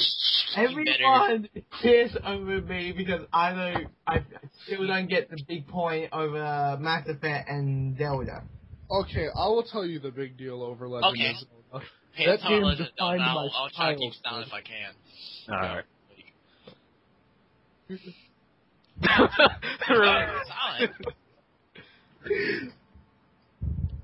What? Half the floor, sir. Go ahead. What? Tell me why I don't get the big point over Zelda. Well, you get a speech or something? Just say it, Malik. Spit it out. Oh, okay. It defined my childhood. I actually learned how to read from that game. I swear, I beat it when I was literally 4 years old with my grandma, and she made a cake. Yeah. Which one? Ocarina of Time. And then I played all the old ones. I was probably around 10 back then. The first Zelda game I played was A Link to the Past. Yeah. I like that one. The second one is the hardest. Okay. Before I mention Zelda, I'm going to go to Mass Effect, just in case we can have the long stuff first. You played the demo. What didn't you like about it? For me, because cutscenes are very, very long. I just feel like I feel like I'm watching a movie, not a game. I wanted more. You know, at the time I felt like I just need to shoot something. Yeah, an engaging plot. If I feel better, lock me on Grand Theft Auto and weighing some person down, and of course I did. But and you have stopped Reaper's threat and the story. Damn it. Yeah. And you're my least favorite. And you're my least favorite person on the set. Memes for the win. But that's the whole thing, Josh. This story has been crafted, from the first 2 games, and they trying to build up the epicness pretty much for the third one, since the third one is supposed to be the end of the trilogy, the trilogy. And, it's just a demo, so they didn't really give you much to do, but I played the demo. It was a lot of action. Like, I went to town shooting Cerberus people and that big giant mech at the end of the demo. Like, it was fun. And the story is cool because your decisions actually matter in that game. And good a lot of character. Like, I love Metal Gear Solid 4, but sitting through those 30 to 45 minute cutscenes, even for me, and I'm a huge fan of the over-the-top craziness, I kind of got irritated because I was like, oh my god, let me do something. But in Mass Effect, it's different because you actually see how your decisions personally affect the story, and even in your dialogue choices, how they affect the time, that time in that single moment or whatever. But over the course of all the games, how your action is changed the course of humanity, well, whatever. It changed the galaxy. Pretty much. The power is yours. And like it's got so much build up to the point where it just feels so epic at the end that when act in this RPG, baby. Exactly, and it's just so good. Like when I see my Shepard, like I'm waiting for the third one to come out, and I see my Shepard and he's going there and trying to stop the Reaper invasion, and they attacking Earth, and gotta pretty much it's just so much stuff going too. Like it's hard to talk about it because it's just so fantastic, and for someone who hasn't played the first two games, it's hard to explain it. But it's probably the best story in video games. If you try to explain it, it'll still sound silly, but if you play it, you'll understand. Yeah, like I don't know. Then it comes to the multiplayer. Don't let me start with the multiplayer. It's co-op. It's not multiplayer. It's co-op. I haven't even played it. You said I was nitpicking before. It's co-op. It's not multiplayer. It's actually co-op. It's called co-op.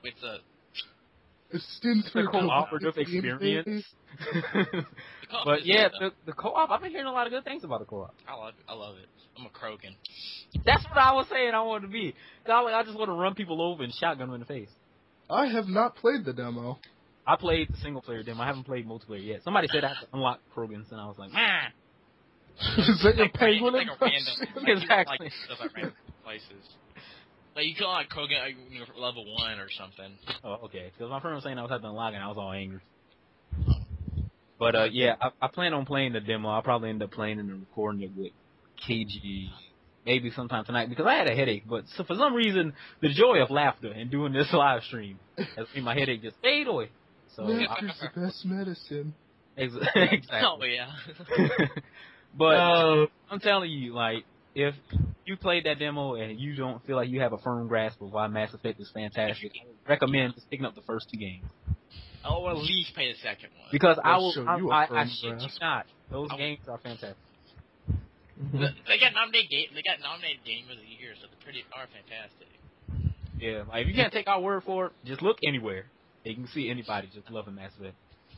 Yeah, I don't know a person who doesn't like it except nope. It's just fun talking. Like it's like Mass Effect and the zombie apocalypse. It's always a funny topic. Exactly. It's like Mass Effect and the zombie apocalypse is so much fun to just debate with your friends. Whereas, like, what decision did you make? I did this, or did you give the base to the, the elusive man or whatever, and just having all these conversations. Oh yeah. It's just fun seeing how people made different decisions, how their character pretty much became where they are now. Y'all want me to mention that more than that? When you have sex with that sorry and you die? No, I didn't do it. Oh my god, the one funny podcast where you guys were talking about that, and my friend was here. A bear. I had my internet cut out, and I came back, and he called me and was like, dude, they're talking about sex. I don't know what to do. He's like, they're scaring me. They're asking me questions. Like, it was crazy how we get off topic a lot. I claim it. It's random. But I didn't know how we jumped from, like, talking about comic books to, like, Catwoman and Batman making sex. I was confused because I didn't read the book. Like, I forgot what it was. We talked about sex, mostly about sex in that whole podcast. Mostly. Exactly. It was like Catwoman something, and then we just talked about it. I don't. Because we were just talking about, being out fighting guys and then having the sex with Batman. I was like, and we were making like Batman porn or all that. I don't remember that. And we talk about when you have sex, you can die and stuff like that. Yeah, like a horror movie, and I don't know what happened after I left, but and then I was you should have been there, Malik. and I say thank God they stopped when they went onto the bed because I was curious what he was going to do with that. Exactly, because I think Josh brought it up. I didn't read the book, so I don't know. But no, it was someone asked me like what happened because no one had read the Catwoman comic. Yeah. They're like, how is it? And I'm like, oh well, it's pretty much just like an hour or like a 6-page sex scene. And I had to elaborate on that. And then it just kind of went from there. But that's how it is. Well, anyway, let me see. Now I have to explain why I don't like Zelda. Have you played it? Let's not talk about that anymore, please. Well, fine. It's just, Zelda is a game series that I just grew up with. Yeah, Skyward Sword's the last one. Yeah, and the latest one, and it's just a game series I grew up with. It's like those things that you just have from childhood that's nostalgic, and you play them all the time, and they're your favorite things. Wind Waker is probably my favorite. Exactly, and it's not just that it's just nostalgia that makes me say these things about this game. It's just a fantastic game series. And a lot of people hate on games like Mario and stuff because it's like, it's the same thing over and over again, but it's done well every time. Yeah, well, not every time. Well, I mean, for Zelda and stuff. Because Zelda, I don't know, I haven't played a bad Zelda game. Wasn't even a bad Zelda game. I don't think. Well, I mean, Twilight Princess is a really good game. It's just I didn't like it as much as the other Zeldas. It was just a decent game, but not horrible. Yeah. Like, it was good, but I didn't like it as much as, like, Ocarina of Time or something. Yeah, have either of you played Wind Waker? No. Yeah, I love Wind Waker. Oh my god. I got that for my 8th birthday. And, me and my grandma, my grandma's a gamer, like, really. Oh. Yeah. And we grew up, or I grew up, playing Zelda with my grandma. Every single one of them except for the new one, because I don't live with her anymore. She's a Wii. And, like, I played that game through at least 6 times, forgot about it, found it again, played it 6 more times, lost it, and then got it again, and I just beat it recently. Because it's good. Like, I thoroughly enjoyed it. It was a big, like, leap in, like, gameplay mechanics with the whole, Hyrule being sunk under the ocean and the world being mostly sea. And it was cool. Like, it's really a depressing story when you think about it. Yeah, when you look back at it, hell yeah. Like, it's fucked up. But it was great. Like, I don't know. The Zelda series is just a great game series to me. We'll just end the topic at this. I don't want to talk about Mass Effect anymore. Mm-hmm. But I don't know. Have you heard the Mass Effect song? The Mass Effect song? You never heard of that? Nope. Goddamn. What's the Mass Effect song? It's pretty popular. I can't sing the whole song because it's so hard to sing. You don't have. I am Commander Shepard. I don't know. All right, let's hear it. I don't just. Wait, listen to it. It's so hard to sing about it. Mass Effect, so hard to sing about. It's my favorite, so I don't get the damn song out. So somebody made a Mass Effect song. No, it's a band made it. It's not a fan. A fan can write that good music. No offense. Well, I'll probably check it out like that and Justice League Doom, which I didn't even know came out. I'll probably have to check it out. And Walking Dead. And Superman Red Sun. Oh, yes. Yeah. Because I've been looking for some good Superman stuff. Now, if I only can find some good Teen Titans stuff, then I'll be happy. Because Teen Titans... I found that I actually kind of ran out of good Superman stuff to read. Yeah, that's why I'm trying to go back. I spend like hours looking for stuff to read. I'm like, oh my god, I've read everything. That's how I feel sometimes. I just got backlogs of shit that I don't read. So I'm trying to read more stuff. I've been reading a lot of indie stuff, like from Image and stuff. Like I read American Vampire, iZombie. They I are heard both American good. Vampire was good. It's fantastic. I'm reading Scout, which is also good, written by Jason Aaron, who's writing all the Wolverine stuff now. And Ooh, did you read the new Batman? Number 5? No, I haven't read it. What is that about? Oh my. I just know that something about Batman going crazy. That's my business. Yes. Did you see the cover of it? Or he's like in the straight jacket? No, he's like it's Batman. He's like mutated into an owl. Like Oh. I think like I think like so. Al Batman or something like that. no. All right. Have you been reading the current Batman? I haven't been keeping up with it. I think No. Oh, then I won't spoil anything for you. You have to read it yourself. It's really good. I'm gonna Like, have to get back to it. It's just You- difficult with this whole Wait. You spoiled us saying what happened in that Catwoman issue, and then we came to the whole sex. okay, thing. Well, well, really? that's spoiling garbage. Yeah, it's like with X-Men 3, Jean Grey dies at the end. I don't think anyone And cares. Xavier. Yeah.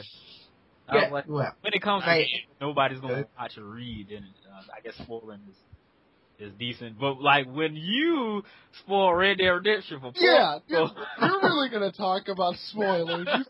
I think you should play it now for a while. I did not spoil Yeah, it. you did. Yes, Oh. yes, you did. Oh yeah, when I saw the ending.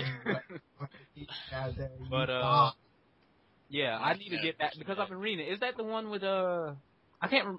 I'm trying to think which one is which because I've been reading Detective Comics and Batman. Yeah. Which one is the one with the whole like doll face? Not doll face, but the whole Joker. It's not Twisted Metal. No, I know. But I forget what the guy's name. The guy that ripped people's faces off. Professor Pig. I don't know. Is he in the? Hush. No, Oh, no. Hush. Oh. No. Oh. Not Hush. I'm not reading Detective, so. Okay, so what's happening in Batman? The first couple of issues, just to remind me. Batman gets attacked by these assassins, and he finds out it's this thing called the Court of Owls. That's like an underground secret society that like controls everything, sort of like the League of Shadows, only not Okay. the League of Shadows. Because I know that I believe at the beginning of Batman, wasn't it like Night? It's like Robin or Nightwing that was dressed up as like the Joker. And like Oh yeah, that was yeah. Detective. that was Detective, and then I'm trying to remember which one is. You know what? I got it. The Hush comics. Yeah, I read Detective was the one that started with him in the Asylum, and he's fighting side by side with it looks like the Joker, and then turns out to be Yeah, Rob. that caught me. Let me see. I got it somewhere. I think I'm okay. I got Batman 3. So what's happening here? Okay, Batman stabbing the shit out of somebody. Because I haven't been keeping up with comic books recently. I wait to the story arc when they complete the whole story arc into one book. Save money, really, if you think about it. Like I normally keep up to date with stuff, but I guess I read the 3rd issue and that's where I stopped. Oh, have you seen the new art for Ultimate Spider-Man? Ew, I don't like it. His friend, oh my god, he looks like, I don't even know, like, there's one panel where, like, he has his mouth open, and it looks like Jabba the Hutt, like, I could see that happening. a beat-up face, like, Because a beat-up more face. Because I think I read issue 6. I haven't read 7 yet. So I'm trying. 7's out? Yeah, it just came out and got a high rating, so I'm looking to reading that. I hope that's they probably- work better, because, oh my god. Because I don't know why they changed the art. The art was fine how it was. But I don't know. I've been keeping up with that. I ain't really been keeping up with comic books recently. Just due to not having internet. So I ain't really been keeping up with stuff. Who played the Gotham City of Foxes? I haven't played it, but I've seen a lot of people playing on YouTube. It's I don't alright. think I would enjoy it. It's not that enjoyable as people think it is. Yeah. It's funny, but it's not. Like a lot of people say they have fun with it, but I don't see myself playing it for a long period of time. They just keep comparing it to Team Fortress 2. It is very similar. Yeah. Oh no. Ouch, my feelings. This might be a dumb idea, but y'all want me back to top 10? I don't know. I was just gonna talk about the Like top Watchmen 10 villains of people and stuff. because the one thing before we jump into that, I guess, is that they're talking about making a prequel to Watchmen. Oh, the Oh, yeah. Rorschach Oh, one yeah. looks sick. I love the Bro, cover. it's And I was like, I would like. Rorschachception. I Rorschach within a Rorschach. So that would be the only I would buy is the Rorschach one. Rorschach's the bomb. Yeah, like he was my favorite. Like I seen the movie and I didn't read the comic book. And he was the best fucking character in the movie, and that's why I'm so mad at the end. But anyway, I won't say nothing. You know, what happened at the end of the movie kind of pissed me off a little bit. Yeah, it pissed me off too. Like, but we won't spoil it for nobody. Yeah, Josh. But I've been reading the comic. You got to kill my talking about it, okay? But I've been reading the comic. I haven't got to the ending yet, but I've been enjoying it, and I've been reading that in Sin City. I'm trying to. It's alright. It's a good comic. Yeah, so I'm trying to read both of those. But the prequel, it looks amazing.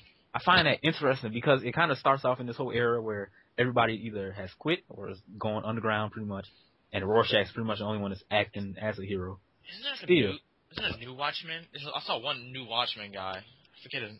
He was in one of them. They showed like a new. I forget his name. He's a voodoo guy. I don't know. Let me see. Let me look him up. Hold on. But the biggest thing about it, I want to see the prequel just to see more Rorschach. Like, that's what I'm really looking forward to. Not Naked Mr. Manhattan. Oh, safe now. Safe now. I see the Rorschach one. Oh, that looks sick. Yeah. Before Watchmen. Find this guy. Hopefully it'll be good. That YouTube video where they make Watchmen into a cartoon? Yeah. Oh, by Happy Harry? Yeah. Yeah, I love that. I love that shit too. My friend didn't get it. I was like, this was genius. I know, that's amazing. Yeah. Right. Hold on, let me just look up this little... If it were real, I would think it was terrible, but... Yeah. But as a joke, it's hilarious. But that's how a lot of comic books were back then. They turned into the cartoon shows, and they were like... Oh, man. I always picture a picture like, what if Watchmen did hit the cartoon thing? It would not ever work. Yeah, like, let's just put rape and murdering a pregnant woman. He's like one of the Fuzz, they got the one had Dr. Manhattan, or they got the Fuzz Dr. Manhattan that had a whatever blue lock. Rorschach would be Batman from the animated series. Oh, Kevin Conroy Rorschach. Yeah. I want it to happen. The guy but he's one of the more he's one of the older Watchmen. His name is Crimson Corsair. You haven't even heard of him? I heard the name. I think they probably referenced him in the comic book at one time. He's like one of the older Watchmen. See, I'll find an image. What in the world is that? Well, you gotta... Oh, no, that's the comedian. I actually want to see more comedian because I thought he was a very interesting character. You know, he died at the very beginning of the movie. Yeah. Spoiler! Well, it's in the trailer. You showed in the trailer. It's the biggest plot in the movie, I mean. Crimson Corsair. It looks like some pirate guy would have... I'm going to say, if you haven't read or watched Watchmen, you're a fool. Well, you've seen the movie, you're kind of... Yeah. Be surprised. Oh, man. It was... I thought this was... Alright, going back to the Watchmen cartoon video. A lot of people always bring up that point where it's like, why was the comedian trying to make out with his daughter? Yeah. I find that hilarious all the time. Yeah. I see that comment. But anyway. Yeah, I'm looking forward to the Watchmen prequel because I want to see what they were doing and how they were like before. Because in the comic book, they kind of delve into the whole change that Rorschach had. He was a different type of hero. Yeah, he was like Batman, kind of. Yeah, he was like a regular Batman, but not as gritty. He was just like a normal guy that was a good detective. Until this one thing happened to him and made him snap, and that's when he really became Rorschach. Then he's all dog carcass with a bursted stomach. Rorschach. Yeah. Exactly. I love that's the opening line to his character. Rorschach's journal. And I was like, I don't know. I thought that character was so great, and I'm so mad The at actor was good. Yep. Yeah. He was in Shutter Island. Oh, and he also played Freddy Krueger in that one movie that shouldn't be named. What? L3 2010? It's the remake. Oh, yeah. Yeah. Whatever. Was it 2011? I don't know. I can't remember. I think it was 2010. I don't remember. He looked like a tiger. Yeah. I don't know. Y'all want to do that top 10 or what? I guess we could do a couple because I don't really think we talked about pretty much everything. Okay. Fair not to be trolled like Harley Quinn #1. For a top 10 of what? I remember that, I'm trying to remember that one time we talked about top 10. Some little kid put. Oh yeah. That's #1. Oh God. That was a long time ago. Oh yeah. Oh, here we go. Okay, number 10 is Bane. For top 10 What characters, is this? top 10 villains. Top 10 Batman villains. This is the only one I didn't do. That's the one. This is the only top 10 Batman villains I skipped. All right, then after this, I wanna bring up something, but yeah. Okay, Bane, that's fine. Number 10 is Bane. I like that as number 10. I would I think put that as number 3 Yeah, or number he should be. 4. He should be higher, but Why seeing how the damn some, guy's fat, I didn't say. yeah, but I was like, just having him on the list because a lot of people they weird. They put like the most obscure characters on the list. I'm just happy to see he made it on Fuck, man. because normally we don't see Bane until like later, and then we be waiting for him, and then they talk about somebody else, and then Bane's not even on the list. So I'm just happy that he's on the list. It seems like the person is in their right of mind. So let's just see how the rest of the list goes. Number 9 is get to the video. Not the video, but the part. Number 9 is Poison Ivy. I don't think I'd she's put better her than- about. Yeah. Well, I don't think she's better than Bane. Exactly. but- Like I'll put her there, but I don't think that she's a better villain than Bane. Yeah. Maybe put her at 10, and Bane would be 9. No, the best Oh. one's Condiment King. People, number 8's the Riddler. Oh no, wait, Mr. Boomerang. Oh, I thought it was Captain Boomerang. anyway, yeah. Huh? I just hear Mr. Boomerang in the Oh, back, Mr. Boomerang. and I was like, Captain. Like, I Oh, know the my Flash. God. Anyway, that's the only way I know that.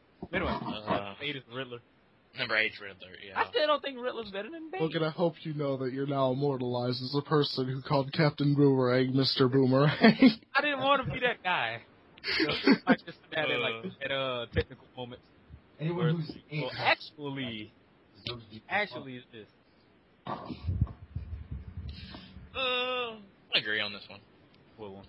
So number 7 is Mr. Freeze. I'd put him around I'm 7. just sad. Yeah. City made me hate him That's exactly the same. because he made me hate him so much because he got his ass whooped by the Penguin. Then you help him and you get him back in suit. And he was like, well, fuck you, Batman. I'm going to freeze your ass. I was like, what? And then I had to beat his ass. And he was like, oh, Batman, I know you swole up my eye, but help me find my wife. But I was like, come on. Why the fuck would I help you? His voice killed me in the game. Please find her for me, Batman. That was spot on. It's like, come on. Even Arnold Schwarzenegger was better than that. Oh, no, I like his voice. It's just that. Yeah, it was just funny. Number 6 is Clayface. All right. Yeah, I'd put him about he would probably be 10. Because I'm not really a big Clayface fan. But in Arkham City, Yeah, By like himself, I'm not a Clayface fan. I was like, when I seen what happened in Arkham City, that was like, that surprised everybody. that was dope. But I don't really know much about Clayface other than that. He used to be an actor. Yeah, horror movie actor. And then I know that I was kind of shocked. I was kind of shocked in Arkham City that they were able to go into. I do not agree with this. was number 5. Y'all disagree so bad with this next person or thing. I give you a hint, it's part bat. Man-Bat. Oh, man, he'd probably man thing. Number 5. he probably wouldn't even make the list. Yeah, I don't know why he's on the list. Yeah. Was he even like much of a threat really? I don't know. I thought he was good or some shit now. He was the first villain in Batman the Animated Series. First episode. And he never attempted. Gigantic bat that no one ever questioned. No, this is my favorite villain though, but he should not be this high. Killer Croc. Killer Croc? I don't know. He's not number 4. He's not good at number 4. Killer Croc would probably be like number 5 or 6 for me. Yeah, number 4 is Killer Croc. You don't agree? That's alright, I guess. Yeah. I don't know who else. Alright. Bane ain't up there, then I don't know who else. I don't know, because you see him in Arkham Asylum, they're pretty little match. Yeah, the only problem is he didn't do nothing smart. He just runs. Like, I don't really see no no mental threat from he just pretty much runs and try to beat the shit out of Batman. Yeah, Another thing, if you want to see a good Bane, Justice League Doom has a really good Bane in it. Oh, cool. It's like the greatest line ever, but I won't spoil it. I know what it is, too. Yeah, I gotta watch this tonight. Well, I wrote the bat, now I'm gonna write the man. you really have to ruin everything. What? Son of a bitch! It was in the trailer! I didn't see the trailer! I didn't see nothing, I just learned that this exists. It was in the sneak peek! Those sneak peeks. Wow, okay, number 3. Maybe he didn't want to sneak a peek. Number 3 is, Two-Face. Two-Face. Alright, even though from City, I lost all respect for Two-Face. Yeah, he just gets beat up a lot. Exactly. And it was so hilarious. Because I just went back because somebody commented on the video, so I went back and watched it. And that still baffles me to this day. How did Batman grapple his legs and tie up his hands at the same time? And hang Yeah. I still don't fucking know how he did I think the only reason why Two-Face would be amazing in that game is because of the line, 2 guns, bitch. that killed me. The Juggernaut bitch, apparently. Yeah. Oh, and Hesitator's kick it. Number 2 is, Scarecrow. I still, he's high up there, but I still think Bane beats Scarecrow to me. Scarecrow, Bane's like number 3 for me. Because I'm like, Bane, he's a threat to Batman in a sense where he can beat, like, he can challenge Batman mentally and physically because he's strong. He's also pretty damn smart. I mean, if you really think about it, he's a bigger threat than Joker. Yeah. Like, Joker is just chaotic. Okay, look at what Joker did on Dark Knight. Okay, he did a lot of bad stuff. Now look at the trailer for Dark Knight Rises. Exactly. He blew up flippin' stage. I was like, Joker is the better villain just off of character. Because Joker's a better character, but my God, Bane is just. I think Bane is the bigger threat. You already know. Y'all don't need like make sure number 1 is. Yeah, it's gotta be Joker. Yeah, that's so predictable. Yeah. Yeah. And I couldn't help but notice that Raish is not on this list. Yeah, that's why I was like, it's so weird. Like they skip over some stuff. I understand Raish is not like the biggest of the Batman villains, but at the same time, like I was saying before, it's the biggest threat to Batman. Batman on steroids. Because he's just as smart. Just as dangerous with his, martial arts or whatever. Well, I'm gonna do top 10. He just live longer. But, alright, so this is what I wanted to bring up. I was going to make this a discussion video, but I figured I might as well do this now. The video was going to be about character loyalty. And it was going to be short. And like I was saying earlier, that Vocal brought up, that Fear Itself Deadpool was terrible. I still picked it up. Like, it was one weird thing that, I just started thinking about. Like, how far does character loyalty go? Will you just pick up a team book just because it has one of your favorite characters on it? Would you just, read a book even though it's bad? Like, I read the Deadpool Volume 4, the recent Deadpool that's coming out every month. I was reading that for at least 30-something issues, and it was bad the entire way through. Because Daniel Way totally just discarded the continuity of Deadpool, which pissed me off. But it was funny, and it was Deadpool, so I kept reading it. So I was wondering, have you guys had any of those kind of moments where you just kept reading a book or you picked up a book just because it had a certain character? Yeah. I was like, it's such a weird thing, but yeah, you go. My example is I have 2. One is I kept watching Smallville because of Michael Rosenbaum because I really liked his Lex Luthor, and then they got rid of him, and then they wiped his memory. Yeah, never mind. Anyways, then the second one is Red Robin in Teen Titans because he got really really stupid. And there wasn't any other Red Robin to read, because we had like 13 issues. I'm like, okay, I have to read more of this. So I kept reading just for like 2 lines per freaking book. The whole time, the rest of the book was just Superboy and Wonder Girl talking about being Superboy and Wonder Girl. That's what made me mad, because you got me on the Red Robin. Like, I didn't even know about the character until you said, read this book. It's probably the best thing coming out of DC.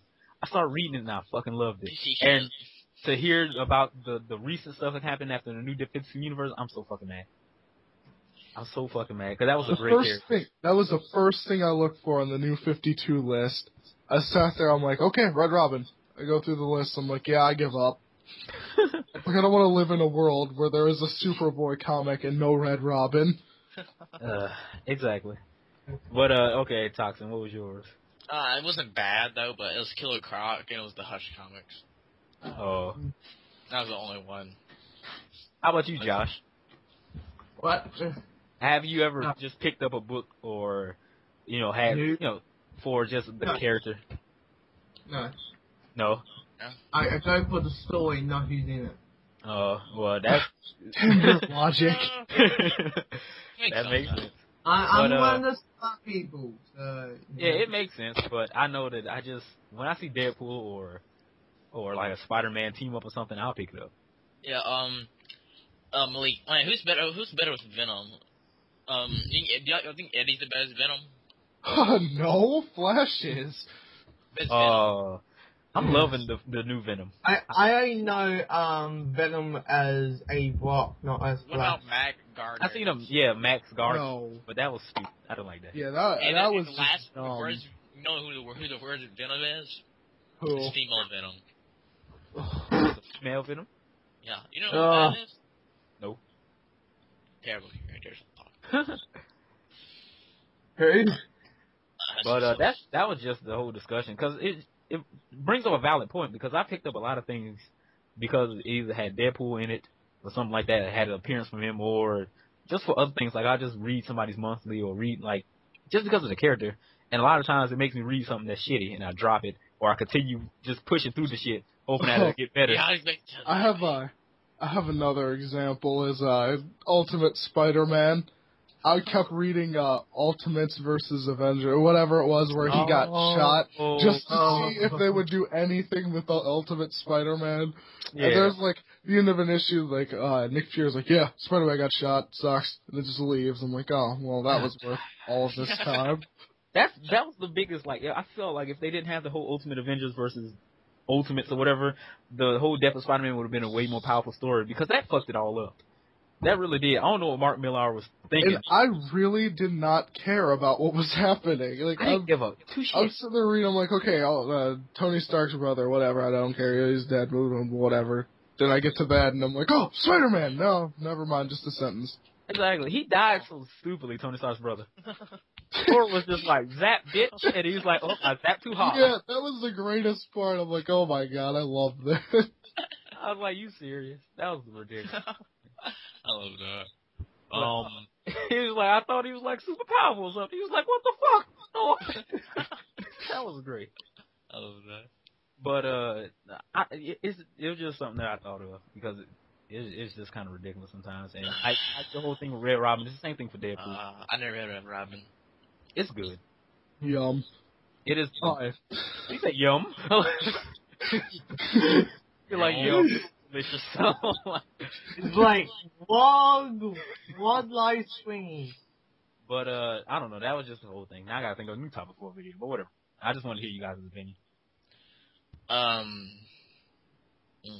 But I guess that's pretty much it. I don't really know anything about, anything else comic book related that we can talk about.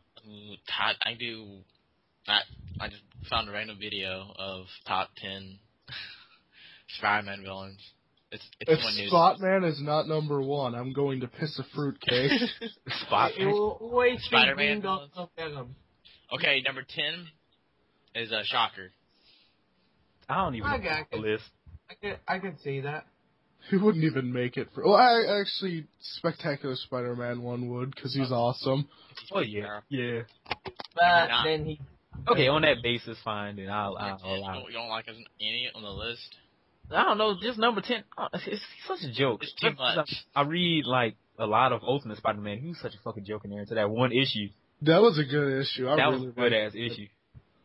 But I don't know. Compared to other villains, he's kind of low tier because he don't want nothing that big.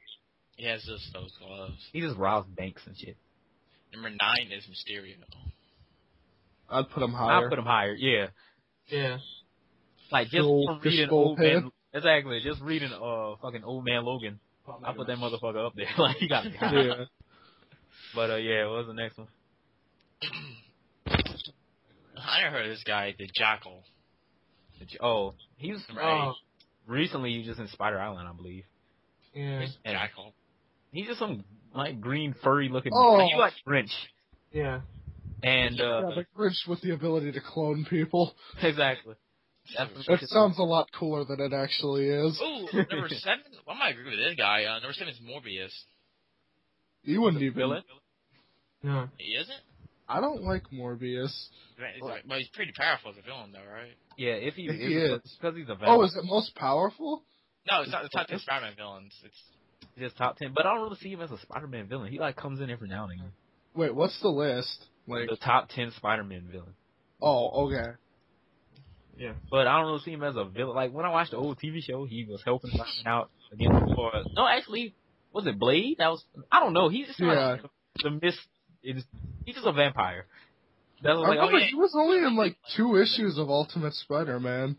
Yeah, that was like it's weird having him on the list as the best villain because I don't really see him as a Spider-Man villain. number 6 is Black Tarantula. Who? I seriously don't know who that is. You don't know who that is?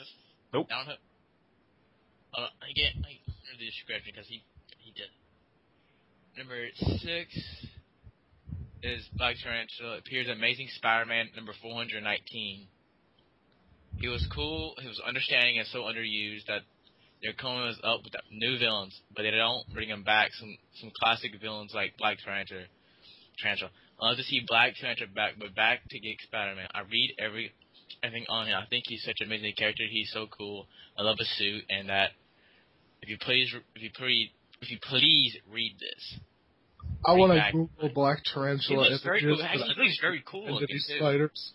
No, he looks very cool looking. I'll probably look it up. I just like I've recently gotten into comic books year and a half ago, so I ain't read Amazing Spider-Man all the way back then. The furthest I went back was issue 600 where the Gauntlet started, and I've been reading the Gauntlet.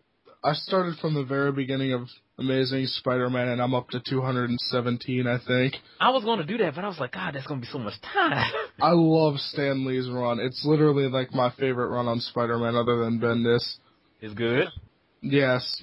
Okay, so I might. Once you get like into the time period, like exactly, I know it's going to be really of its time. And there are some really silly ones, like the really early ones, like there's aliens and all that, but after that, it's pretty good. Number 5 is Electro. Aliens. Okay, fine. I read the Gauntlet Electro when he was talking about the whole session and trying to go against the government and all this kind of crazy stuff. I actually enjoyed it. I thought that was a cool take on the character. What about you, Malik? What? Number 5 is Electro. Yeah, I like Electro, especially Ultimate. I thought you said Electro. I was like, what the hell? Oh, Electro? No. The girl made to die, but for some reason kept coming back. Y'all like him as number 5? Yeah, he'd probably be like 7, I think. Number 4 is Hobgoblin. He would be higher. He'd probably be 3. 3. I haven't really read Hobgoblin.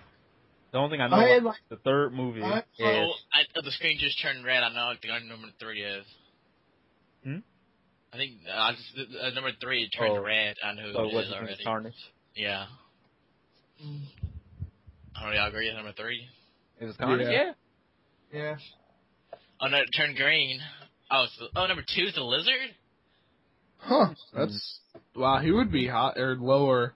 A little bit lower, yeah. Number 1 for me would be Green Goblin. Hell yes. Ultimate Green Goblin. See who it is. I actually like regular Green Goblin better. I don't like you do? one. Yeah, just because of the death of Gwen Stacy. Oh. That whole storyline is literally my favorite comic book storyline. See, now you're making me want to go back and read it, man, but it's going to take up so much of my life. Anyway. I don't like isn't every list just about all the lists I've seen, it's always number one's Venom. Venom? I don't like that. I think Venom is so overrated. Yeah. Like, Carnage is more powerful than Venom. Yes. I like Venom. Like, don't get me wrong, Venom's cool, but like everyone thinks, oh well, Venom's obviously Spider-Man's like arch nemesis. He barely does anything. He just shows up. Spider-Man beats him up, and he leaves. Freaking Green Goblin kidnaps his aunt, kills his girlfriend, finds out his secret identity. Exactly. Like, the Green Goblin is like the quintessential Spider-Man villain, and it's probably his best villain. To me, he is. He's his Joker, pretty much. Yeah, exactly. That's why I was like, I don't understand how people could just skip over the Green Goblin. Speaking of which, the last episode of Spectacular Spider-Man. Really, we're gonna end it on such a great episode, and it's just gonna end there. I don't know what happened with that, man. I'm so mad. Carnage is more better than Venom. Yeah. I'm gonna do one more top 10 list, and that's it. All right. I don't know. It's your podcast, Rash. We can do one more. No. Okay, it's another top 10 Spider-Man villains. That's all right. Fine. Hopefully it'll be different and we can have some different opinions about it. Number 10 is Kraven the Hunter. Oh, I totally forgot about Kraven. I hate Kraven. Oh, you hate him? Nope. Wait. Kraven the Last Hunt. Yeah, he's exactly. I was about to say. 5. Yo, have you read Kraven the Last Hunt? Oh, no, the What If Kraven the Last Hunt?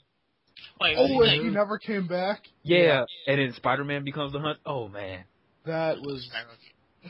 Yeah, Peter becomes the hunter, and then Spider Girl or whatever her name is, she has to stop him. It was that was so good.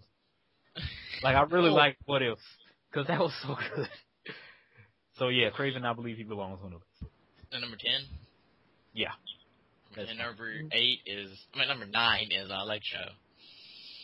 Okay, fine. He's on the other guy's list. He can be on this one too. Yeah, like I said, he'd be higher. He'll be higher, but I believe he belongs on the list. I don't know too much about this villain, though, but I've seen him in episodes. Number 8 is Tombstone. Oh, yeah, I liked him. I like Tombstone. I liked him in Deadpool Suicide Kings. Oh, yeah. I actually had never seen him before Spectacular Spider-Man. I like him in Spider-Man. He's like his Kingpin, pretty much. Yeah. His voice is awesome. Yeah.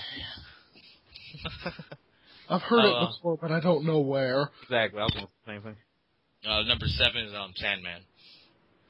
I like Sandman in the movie. I'll say lower. No, you don't agree? You said lower. Lower? He should be what, number 10? Yeah, I think he should be 10, and then... Yeah. I like Sandman as a character, because when they do the stuff about him not wanting to be a criminal... Yeah. Not Spider-Man 3, but like... Yeah, in the comics. Yeah. I like that. I like the whole storyline during the Gauntlet where he was just trying to take care of his daughter that wasn't his daughter. Yeah. They made like this whole island for her. It was crazy, but I like the character of the Sandman because he's different than all the other villains. I kind of like it. Yeah. Well, number 6 is Mysterio. I think he should be higher, but fine. Should be higher. Yeah. Yeah. Yeah. I really like him. Probably. Someone said in a movie if they were gonna have Mysterio, they want Jim Carrey to play him. That'd be good, yeah. I'm sorry, but after the Riddler, I just can't. I don't know how that would work out. Number 5 is Carnage. Carnage. Number 5. So what do you think about that, since he's your favorite character? Like I said, I think he's one of the biggest threats to Spider-Man.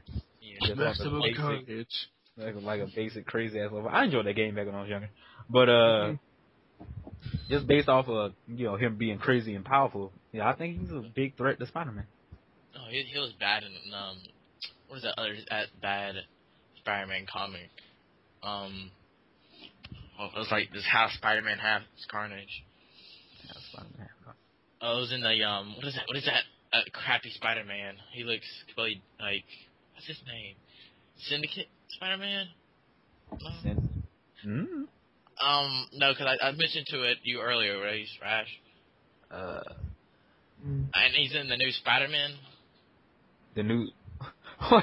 Scarlet Spider. Oh, Scarlet. Okay, there. I love Scarlet Spider. The new book? Yeah, I'm enjoying it. Yeah. I don't know, he was.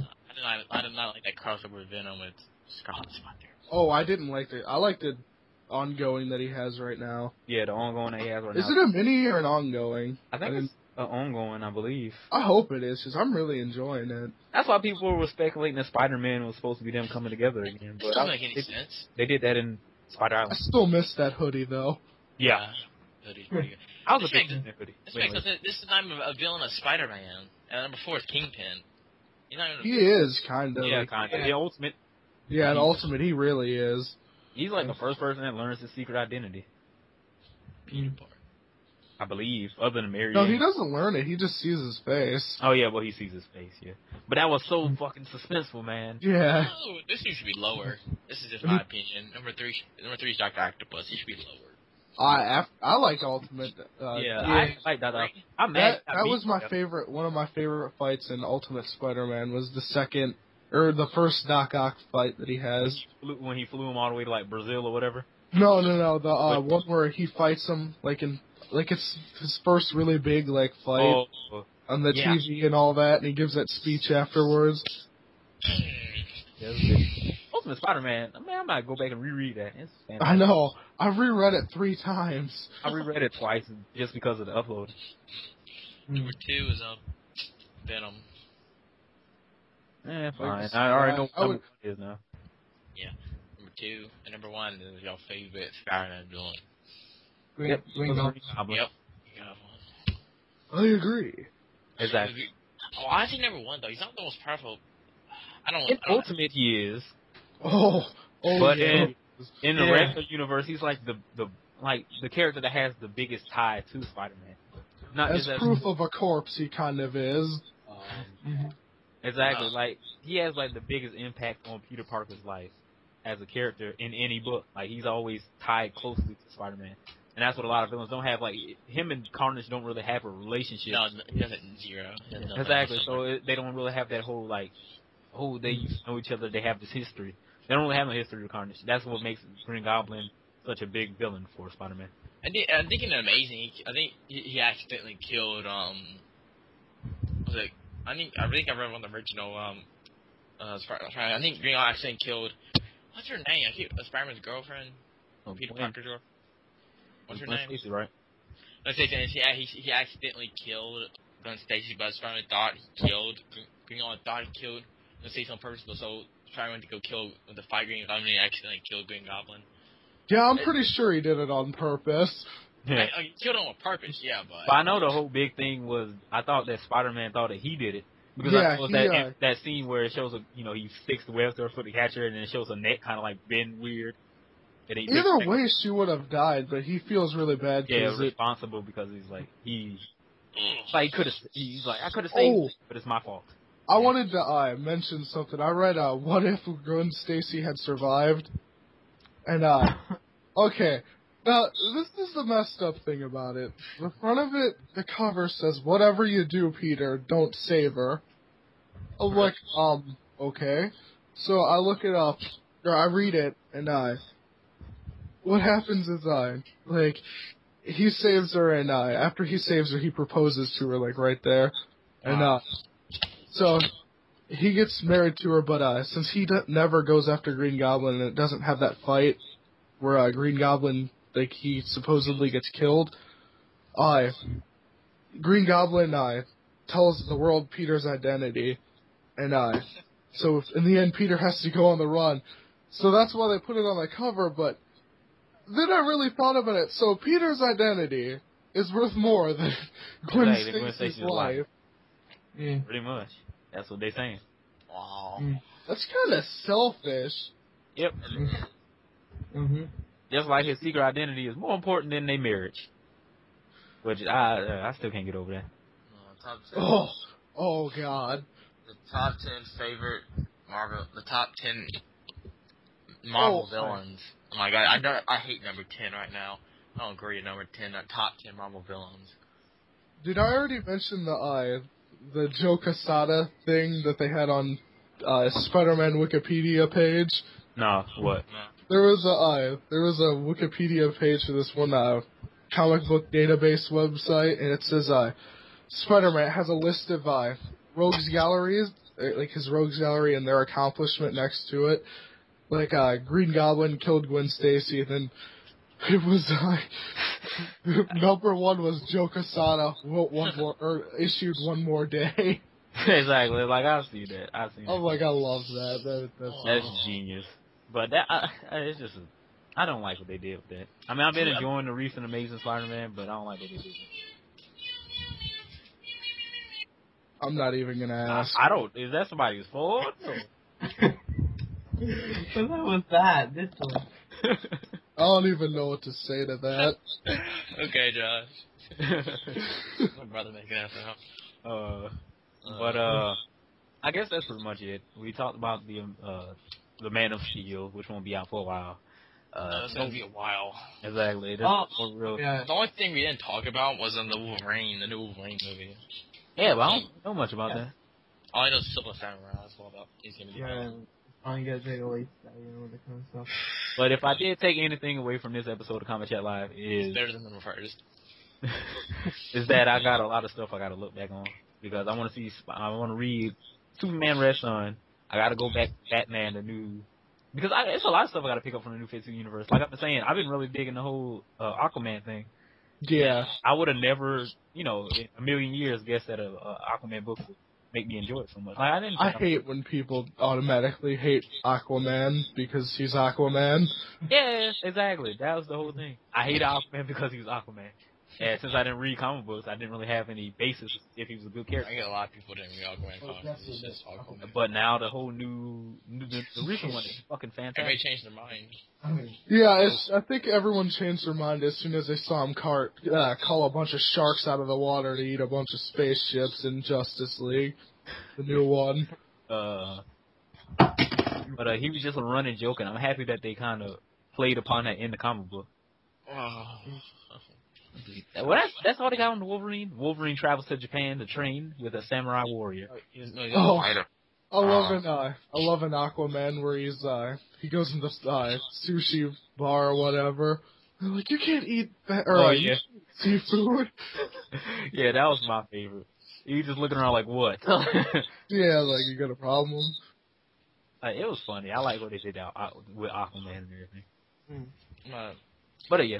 I'm just gonna say this, but I just looked at this. It says the top Marvel villains. I'm just now number 10. If y'all want to hear the rest of the list, you can. But number 10 is Dark Octopus. Of Marvel villains? Yeah. I don't know. Recent Dark Octopus has been pretty cool. I like the whole him dying thing. I mean, as best villains in the Marvel universe. I don't know. Number 9 is Loki. If y'all agree with that. I would put him higher, especially because of the movie. Well, yeah. Number 8 is The Leader. The Leader. He's Incredible Hulk villain. Yeah, and he with a big old head and he all green and shit. Yeah. That's what I thought that guy was gonna turn into in the Incredible Hulk movie. Yeah, is that him? Is that gonna be him? Because it's weak head and his head got all lumpy and shit. Number 7 is The Mandarin. No. I understand. I don't really know much about him because I've seen him. Mandarin. They don't, because I read a lot of Iron Man comics, but they don't really show him. They had that one storyline where it went to the future and everything was all bleak and shit. And the Mandarin was pretty much running everything, and Tony Stark was his. That's also kind of boring. Kind of cool, but and it had like his granddaughter pretty much have this.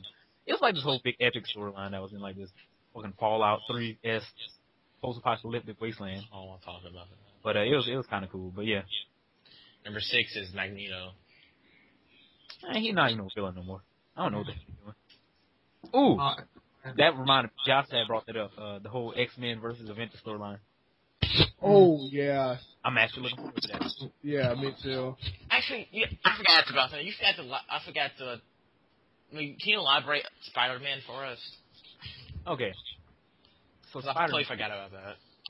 Spider-Man is, people are speculating, it's supposed to be this storyline that's supposed to be happening in the summer.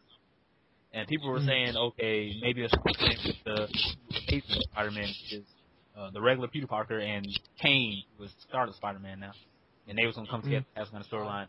But I felt like just coming off of Spider Island, that wouldn't happen. Because in his own book, of which I only read the first issue, he's in, where is he, Texas or something? I forget. I don't know. Yeah. But he's in some different state. I believe he's in Texas. He's in Houston, I think. Yeah, Houston. And he's off just doing whatever. At first he was like, I don't want to be no superhero. I'm just going to live my life and, I don't know, kick back and do whatever, have no responsibility. That was the whole tagline of this issue. Where it's like all the power, none of the responsibility. Yeah, I love that. That was cool. Like, I like the parallel between the two Peter Parkers, but, you know, I don't think they would do that again because it just happened to Spider Island where they teamed up and beat the Queen or whatever. So people were saying that it was going to be in the Ultimate storyline because the emblems on the book. The first emblem is the emblem that was on the death of Peter Parker, which is Peter Parker's emblem, and then the second one was Miles' emblem that's on his costume. So people were saying that they were going to bring it back Peter Parker and then have, you know, both of the Spider-Man, you know, coincided together or whatever. And I was like, I'm fine with that because I love Peter Parker as a character and Miles Morales is pretty damn good. And if they bring him out and have him in like 2 separate books and it's have them in their own like little continuity or whatever and Bendis is writing both of them, then I'll be fine. But who knows what's going to happen. Like I was saying, one of his clones, 2 of his clones are still alive, which is the Spider-Woman who's working with, I guess, S.H.I.E.L.D. or whatever. Or with Nick Fury, and then you have the Scorpion Peter Parker. Which the only time we played, I don't know, I forgot, but who is Scorpion Spider? Scorpion Spider-Man was one of the clones that Dr. Octopus made and put him in a Scorpion suit for some reason. And he was crazy as shit. And they grafted a metal stinger to his spine. Yeah, so they were trying to, I believe after the end of the Clone Saga in the Ultimate Universe, a lot of the clones were dead, and he was still alive, and they were trying to fix him. That was like the last time seeing him. Like they have him in an underground facility, and I believe that was it. Yeah, I have a question. Whatever happened to Mary Jane with the whole... The whatever goblin there? Yeah. They never brought that back up, which was Is weird. that supposed to be like Proto-Goblin or something? That's what people were saying, and I was like, I'm intrigued with this because they healed her, but then they showed her arm vibrate. Yeah, exactly. And I was like, what does this mean? And they never talked about it again. I don't know if I figured that she would have like changed into that thing and helped him in the last fight, but that didn't. Nope. I was happen. I was sitting there with my fucking fingers crossed. I was like, somebody But fucking again, help. props for hitting Green Goblin with a truck. That was awesome. That was amazing. I was like, I didn't know he had it in him. Like, he didn't care about that bullet wound. He's like, fuck that shit. Just smacked the fucking 16-wheeler on his head. And I was like, that was amazing. Then he died, and I was all like, oh. Oh. That was, man, that was probably like the best character death to me. I love how no one's going after Green Goblin right now. Like, he's just completely free, no one cares. Nobody gives a shit. He just murdered Spider-Man. Let's just let him... Let's let him be. Exactly. The deed is done.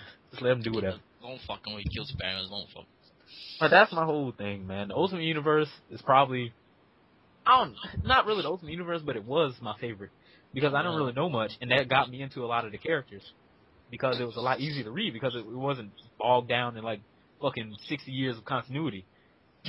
Pick it up and read it. And, like I was saying before, I read Ultimate Fantastic Four, which that was great because it started the Ultimate... it started the Marvel Zombies. Marvel, yeah. Yeah, which I thought was such a cool thing, even though I can't read it because it's fucking disgusting. I'm gonna read it one day. I've read almost all of it. You did? So. I heard it was good. I read that first issue with Spider-Man. It gets weird, like... It's at number 2. How far have you gotten in it? Have you I read gotten the first issue where Spider-Man goes to the parallel universe and he's like, I'm gonna be a hero again even though I'm a zombie. Oh, that's not the... I know it's not the first. It's like the first of a miniseries because I didn't start from the beginning. Yeah, they eat Galactus and then they end up going to a different... Because I read about it. Yeah, they go into different dimensions to find more people to feed on. And apparently if they eat superheroes, they're able to get some of their powers. Yeah, it gets crazy. Like it. I heard that it was good when it first started, but then it just kind of gets... The second episode is like 60 years later. It's still happening. It just skips 60 years. Yeah. I thought it was cool how they started off with Magneto being like the last superhero left and protecting everybody that was like the last little human remains of the world. I hope you bastards choke on me. Exactly. That was the best shit ever. But that's what was like, I enjoyed the Ultimate Fantastic Four when it first started. Then after, I just sit there and I was reading, and I was like, every storyline end up, it starts with Reed Richards fucking up shit. Yes. And then I was like, come on, why every storyline is that? It's always Reed Richards fucking up something. He was like, You know, oh, you completely ruined my Fantastic Four experience. I started reading it, and I had in the back of my mind what you'd said, and every time Reed Richards did something. I'm sorry, but that's what it was. He talked to a parallel universe version of himself. He was like, all right, man, we're going to work together, and you can come over here, and we can have fun. And then he's like, oh, I'm a zombie bitch, and then he just goes through there and starts eating up people. Then he wants to go into the negative zone. He goes to the negative zone, he brings aliens back with him.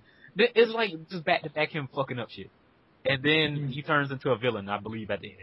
Yeah. Because I've seen it in the whole Ultimate versus Avengers. Well, was it Ultimate Comics Fallout? I don't remember. But they showed him Fallout where it shows him like floating and then die. I believe the negative zone, some kind of zone. Yeah. He's just talking about how he's all angry and shit. And his face is all fucked up. Yeah. Yeah, so I was like, I don't know what the hell happened, but he turned evil at some point. And I was like, well, I can kind of see it. How many times he fucked up and almost caused the world to end. It seemed like the logical, next step. But I was enjoying it until they did that. Then I was enjoying Ultimate X-Men until, like we were saying before, we talk about it too much. Yeah, so that was like the biggest thing, and I feel like the only thing that Ultimate Universe has going good for itself right now is Spider-Man. So if they if they want to make it stronger, I would recommend bringing back Peter Parker and having his own separate book, and just letting it run and let Bendis take care of it, because right now Bendis is, he's been running the Ultimate Universe since the beginning. Oh. And the only other person that was back then with him was Mark Millar, and he's writing the terrible Ultimate book or whatever. I remember Uncharted villain, or was it? I don't remember his superhero, Howard Duck. Oh, that movie. I never seen that movie, and I probably never will. I mean, he's in the zombie comics. He is? Yeah. He is. I have to read it just to watch him get killed. I'm sorry. It's funny when he kills people. But anyway, that's just the whole thing. So that's the Spider-Man thing. I'm hoping that it's in the Ultimate Universe, and I'm hoping that they bring back the regular Peter Parker.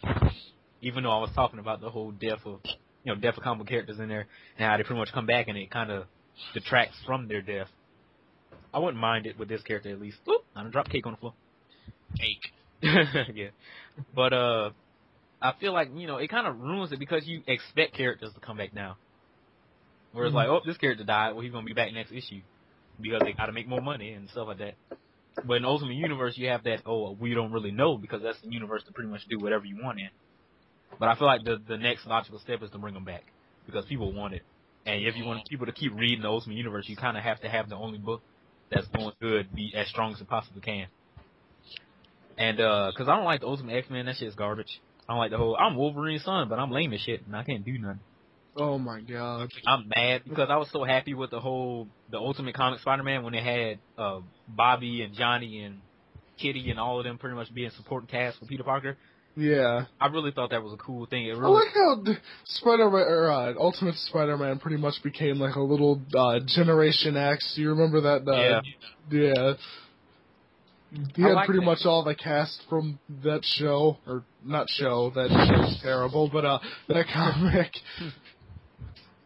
Yeah, I thought that was cool, because after Ultimatum, I was like, what the fuck will happen? What happened to not mentioning that? Well, I'm sorry, but it's kind of important.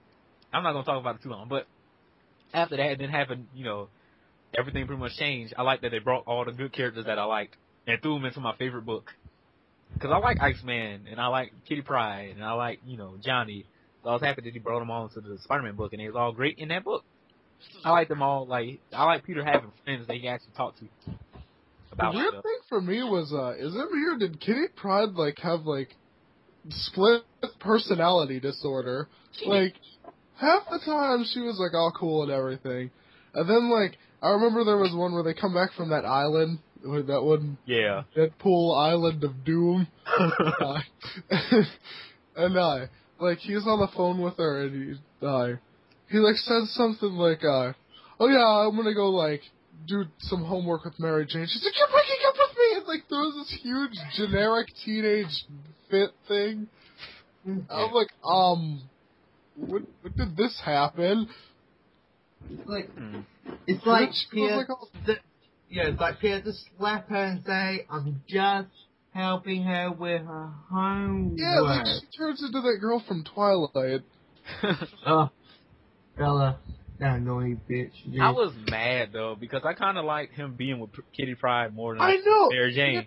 Even make any sense? Like how? Like oh well, you almost died. Let's go ahead and dump Kitty Pryde. Exactly. I was like, because I love how they always was like, you know, you broke up with Mary Jane or whatever, y'all stopped going together because of all the danger and stuff like that.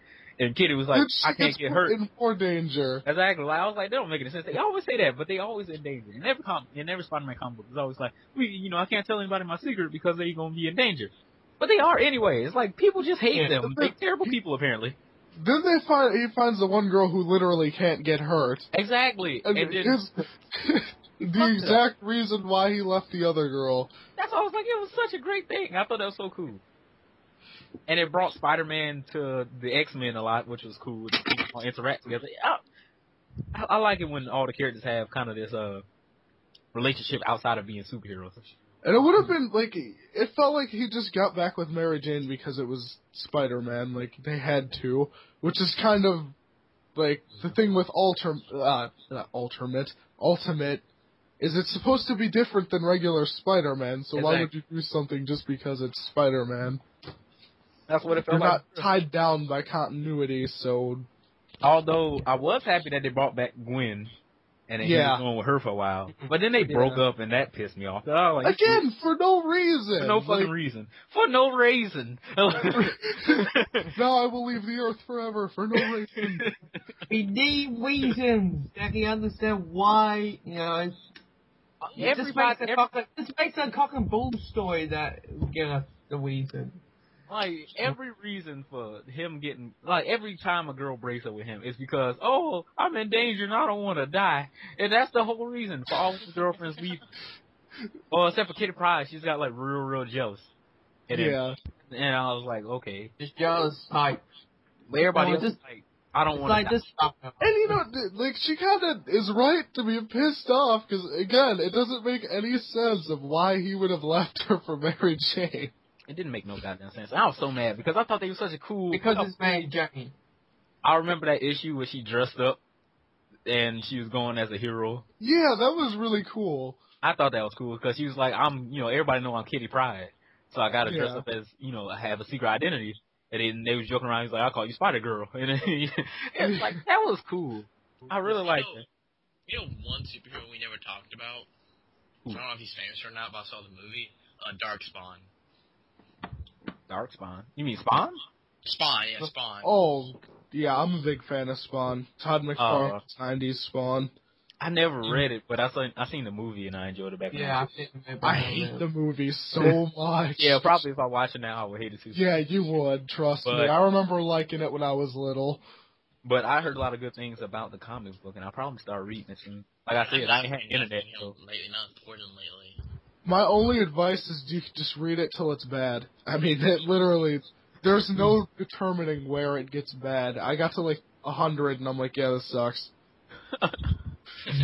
Well, dang. But for me, Spawn is a good movie, but it actually...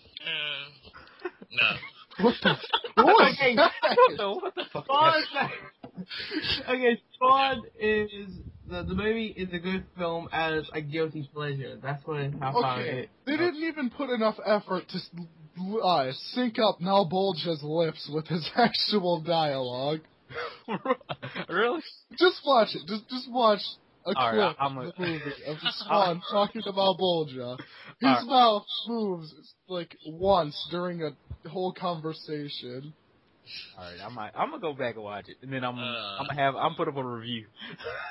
It is hilariously bad. Like the only good thing about it was Clown. That was the only character that was done right. But yeah, I don't really know much about Spawn. That's probably why we didn't talk about him. I thought he was a cool character.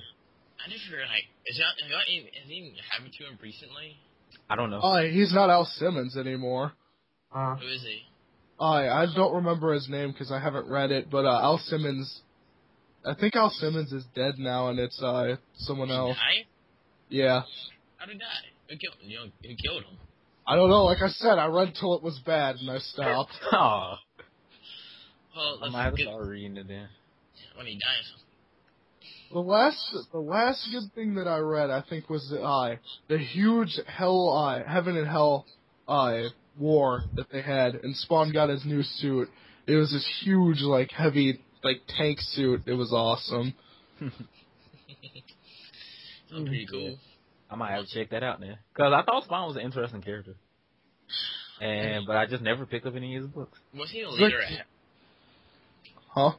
Was he like the leader of hell or something? No, Malbolgia, the devil wanted him to be the general of, his army of hell to take over heaven, or whatever.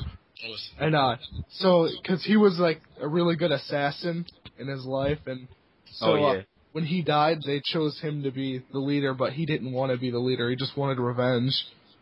Yeah, I remember that from the movie. I don't know if he got revenge or not. I don't remember. Oh yeah, he got revenge. I don't remember. He got some pretty good revenge. Oh, damn. It's been a long time since I've seen the movie. Yeah. No, Yeah, I want to go back and read Darkness because it was written by Garth Ennis, and I'll probably go back and read Spawn because I'm looking for some non-Marvel and DC stuff. Oh, did you ever end up reading Static? Oh, what, Static Shock? The 90s Static? Oh, no.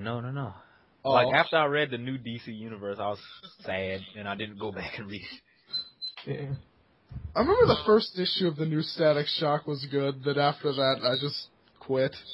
It was bad after that. Because I was like, I thought it was interesting, because I was like, oh, they made him, I didn't know he was smart, I didn't know he had all, like, this technological stuff and all this know-how, but then it got old because he over-explained every fucking thing. Yes. Well, see, my wattage works because I use the molecular power of them. Like, oh my god, shut I was up. like, shut the fuck up, man, I don't care. Oh, my goodness, but, you know, that kind of fucked it up. The TV show, I seen that back when I was young. Yeah. I enjoyed it, even though it had a lot of stupid moments like fucking Shaq Attack or whatever the hell Shaq was. Oh, that was awesome. Oh, he knocks out the bad guy with a basketball at the end and says, how's that for a three-pointer? That is the greatest thing I've ever heard in my life. That's funny. Yeah, but I don't know. It's like Teen Titans and Static Shock. Like I wanted to read those books because of shows. You know, I wanted. Oh my god. I wanted to read those books because of the characters and me liking them from the show or whatever. But they always seem to disappoint. Hey, Rash, have you seen Superhero Squad? No, I think my little brother was watching it God. one day, and I seen some of it. Playing the ball. All the super villains, heroes are all little kids. Everybody, little kids got big old heads. I was like, man, this is enough. Like the last good superhero show is like fucking either Teen Titans or Spectacular Spider-Man. I think that was Spectacular Spider-Man. Yeah, there we go. Yeah. Young Justice was okay. It's just now all it is Superboy whining. I hate Superboy. And what happened to Superman? I mean, really? He's like, no, I don't want to help you. No. Like, I don't like Superboy. I'm reading Teen Titans Volume 3, where it has the new team. Yeah. The old team is pretty much teaching them everything Cyborg sets up at school. And just hate him. I hate the whole Superboy and Wonder Girl relationship. And I like Wonder Girl, and Superboy, like, just completely ruins the character, because all he does is just whine. I like Tim on the team. He was so amazing, and I like the whole, like, him trying to figure out his Superboy's whole genetic detail, like half Superman, half Lex Luthor. And he, like, Superboy didn't want to hear it, and he was going through the thing. And then the cool thing was, for Tim as a character, was that he was like, I don't want to be Batman. But then you start noticing how he's similar. He's like, I'm not he like really is, too. Exactly. He's like, I'm not like Bruce. That's why I think that he's the best fucking Robin. Yeah. Because he's the smartest. He's the smartest and he got the most badass skills. That's why Ra's al Ghul says, like, he's a detective just like Batman exactly. was. He calls him detective after that line. And I was like, that was the best fucking shit when you earn Rach's respect.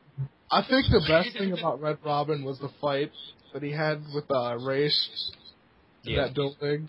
I love that. That's like Red Robin was such a good series, man. It felt like the best Batman book. Like, that was his story. That was time to shine. I think the best thing about that fight, though, is he started with, yeah, I'm going to lose. Okay, now, what I'm going to do here is... Exactly. Because that was so cool, just seeing the mental aspect of it. Because he was supposed to be the biggest detective out of the Robins. Yeah. Like, Nightwing was supposed to be, like, I guess, the best fighter and the best leader or whatever. He's the most, like, acrobatic, I guess. Yeah. And then you have Tim, who was the biggest detective. And I guess you got Jason, who's, like, the biggest douchebag. I don't know. The biggest waste of time. Yeah, But that's why we got him off. But Red Robin was, I thought that was such a cool. Yum. And him having him being the only one that believed that Bruce was still alive was cool. Yeah. Mm. And just He was like, watch him. dude, he's dead, man. And then when he comes back to life, they're like, oh, what, you're gonna say I told you so now? He just stood there quiet. He was just happy to have Bruce back. And he's just sitting there smiling. I was like, that was great.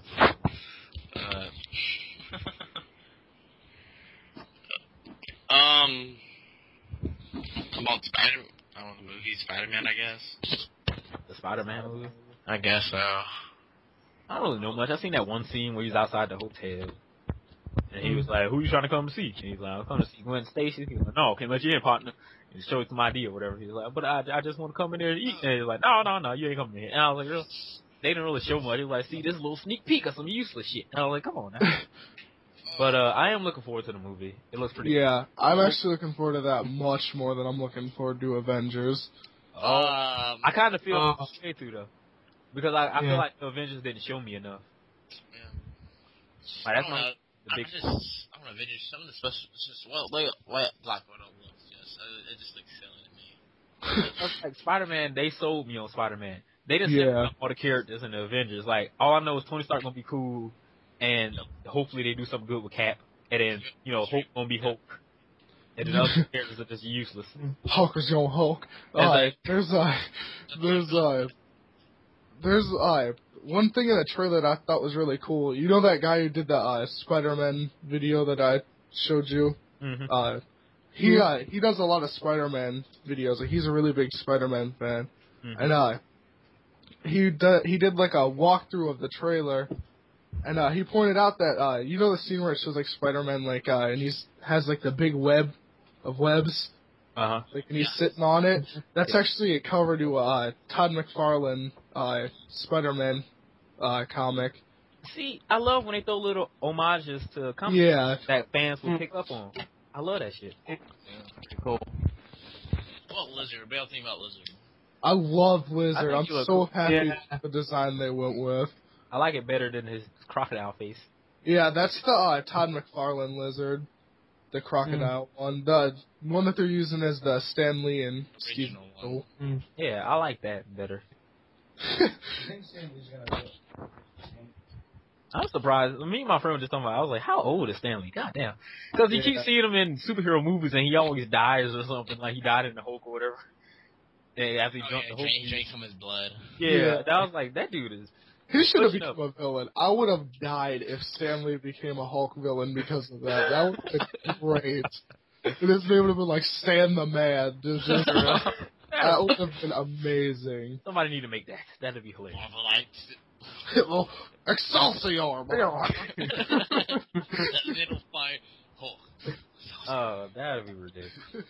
But Stan Lee is cool to people, man.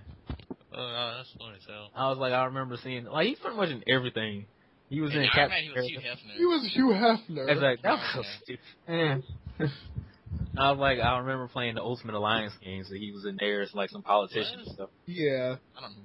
It was Spectacular Spider-Man. He was he was in the one with Mysterio in it. He was moving a crate or something. He's like, what's wrong with these superheroes now these days? Yeah. I was like, Stan Lee is cool, people. He really is the man. Oh no, that's like real funny. And Iron Man 2, what did they put him as? I don't know. Was he in Iron Man 2? Yeah, it was Iron Man 2. He was that old guy who does that late night TV show account. Oh yeah, he was Larry King. Yeah, Larry King. Larry. That was genius. Wait, was he in Spider-Man 1? Yeah, he was in Spider-Man 1. He was just like he was a bystander that was like looking up. and Spider-Man swing in, and Spider-Man 2, he actually gives him advice.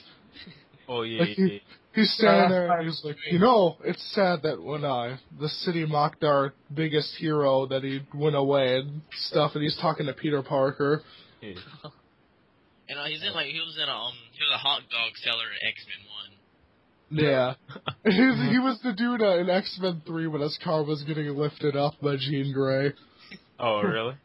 And he was a redneck driving a truck in Thor. Oh, yeah, I seen that. Everybody knows. What's going on back there? Was he in X2? No, he wasn't in any of the X-Men films. He was in the first one. We just pointed out Exactly. Like, Just the first X-Men movie. he was in I don't know if he was in the second one. I don't remember. What is he gonna be like in the new Amazing Spider-Man? Who knows? I hope they got something, because that's like a tradition now. He got to be in everything now. Oh yeah, even Marvel movie, yeah. Yeah. He has to play like a big role in Avengers, I guess. Hope. I don't know what he's gonna be. He just comes in randomly, and you be like, "Oh, what the hell?" You laugh at it because it's funny. What other Marvel movies? He was not in Ghost Rider. He didn't write Ghost Rider. Nice. He didn't write Ghost It wasn't in Punisher either. Rider. He didn't write Punisher.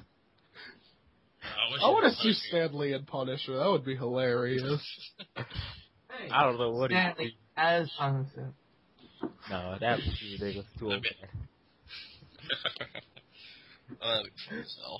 Yeah, but yeah. Oh, yeah. Should we wrap this up? Yeah, 'cause I think that's pretty much it. Yeah. Enjoy it, Stanley. but yeah, I think that's pretty much it for this week of Comic Chat Live. I've been enjoying this. So I want to thank all you guys for coming out.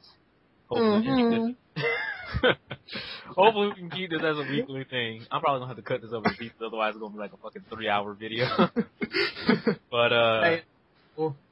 But yeah, thanks for all you guys coming on for another week Comic Chat Live. Hopefully next week we can keep it going strong and have some other topics for everybody. But yep, that's pretty much it for this week. So I'm Comic-Con artist, and I'll see you guys later. My name is Toxin. Yep. And We have Lost Gamers and Josh. And I guess that's My everything. name is not a plural. Malik. You've always done that, I swear. Every time it's Lost Gamers. It's not an X. Oh, me? oh, It's not a. Oh, maybe it's because you got like the 3s at the end of your name. Yeah, I did make it incredibly complicated. Fine, I was Lost in Gamers. 6th grade. Give me a break. Give me a link to that video about that dude analyzing the Spider-Man trailer. Alright.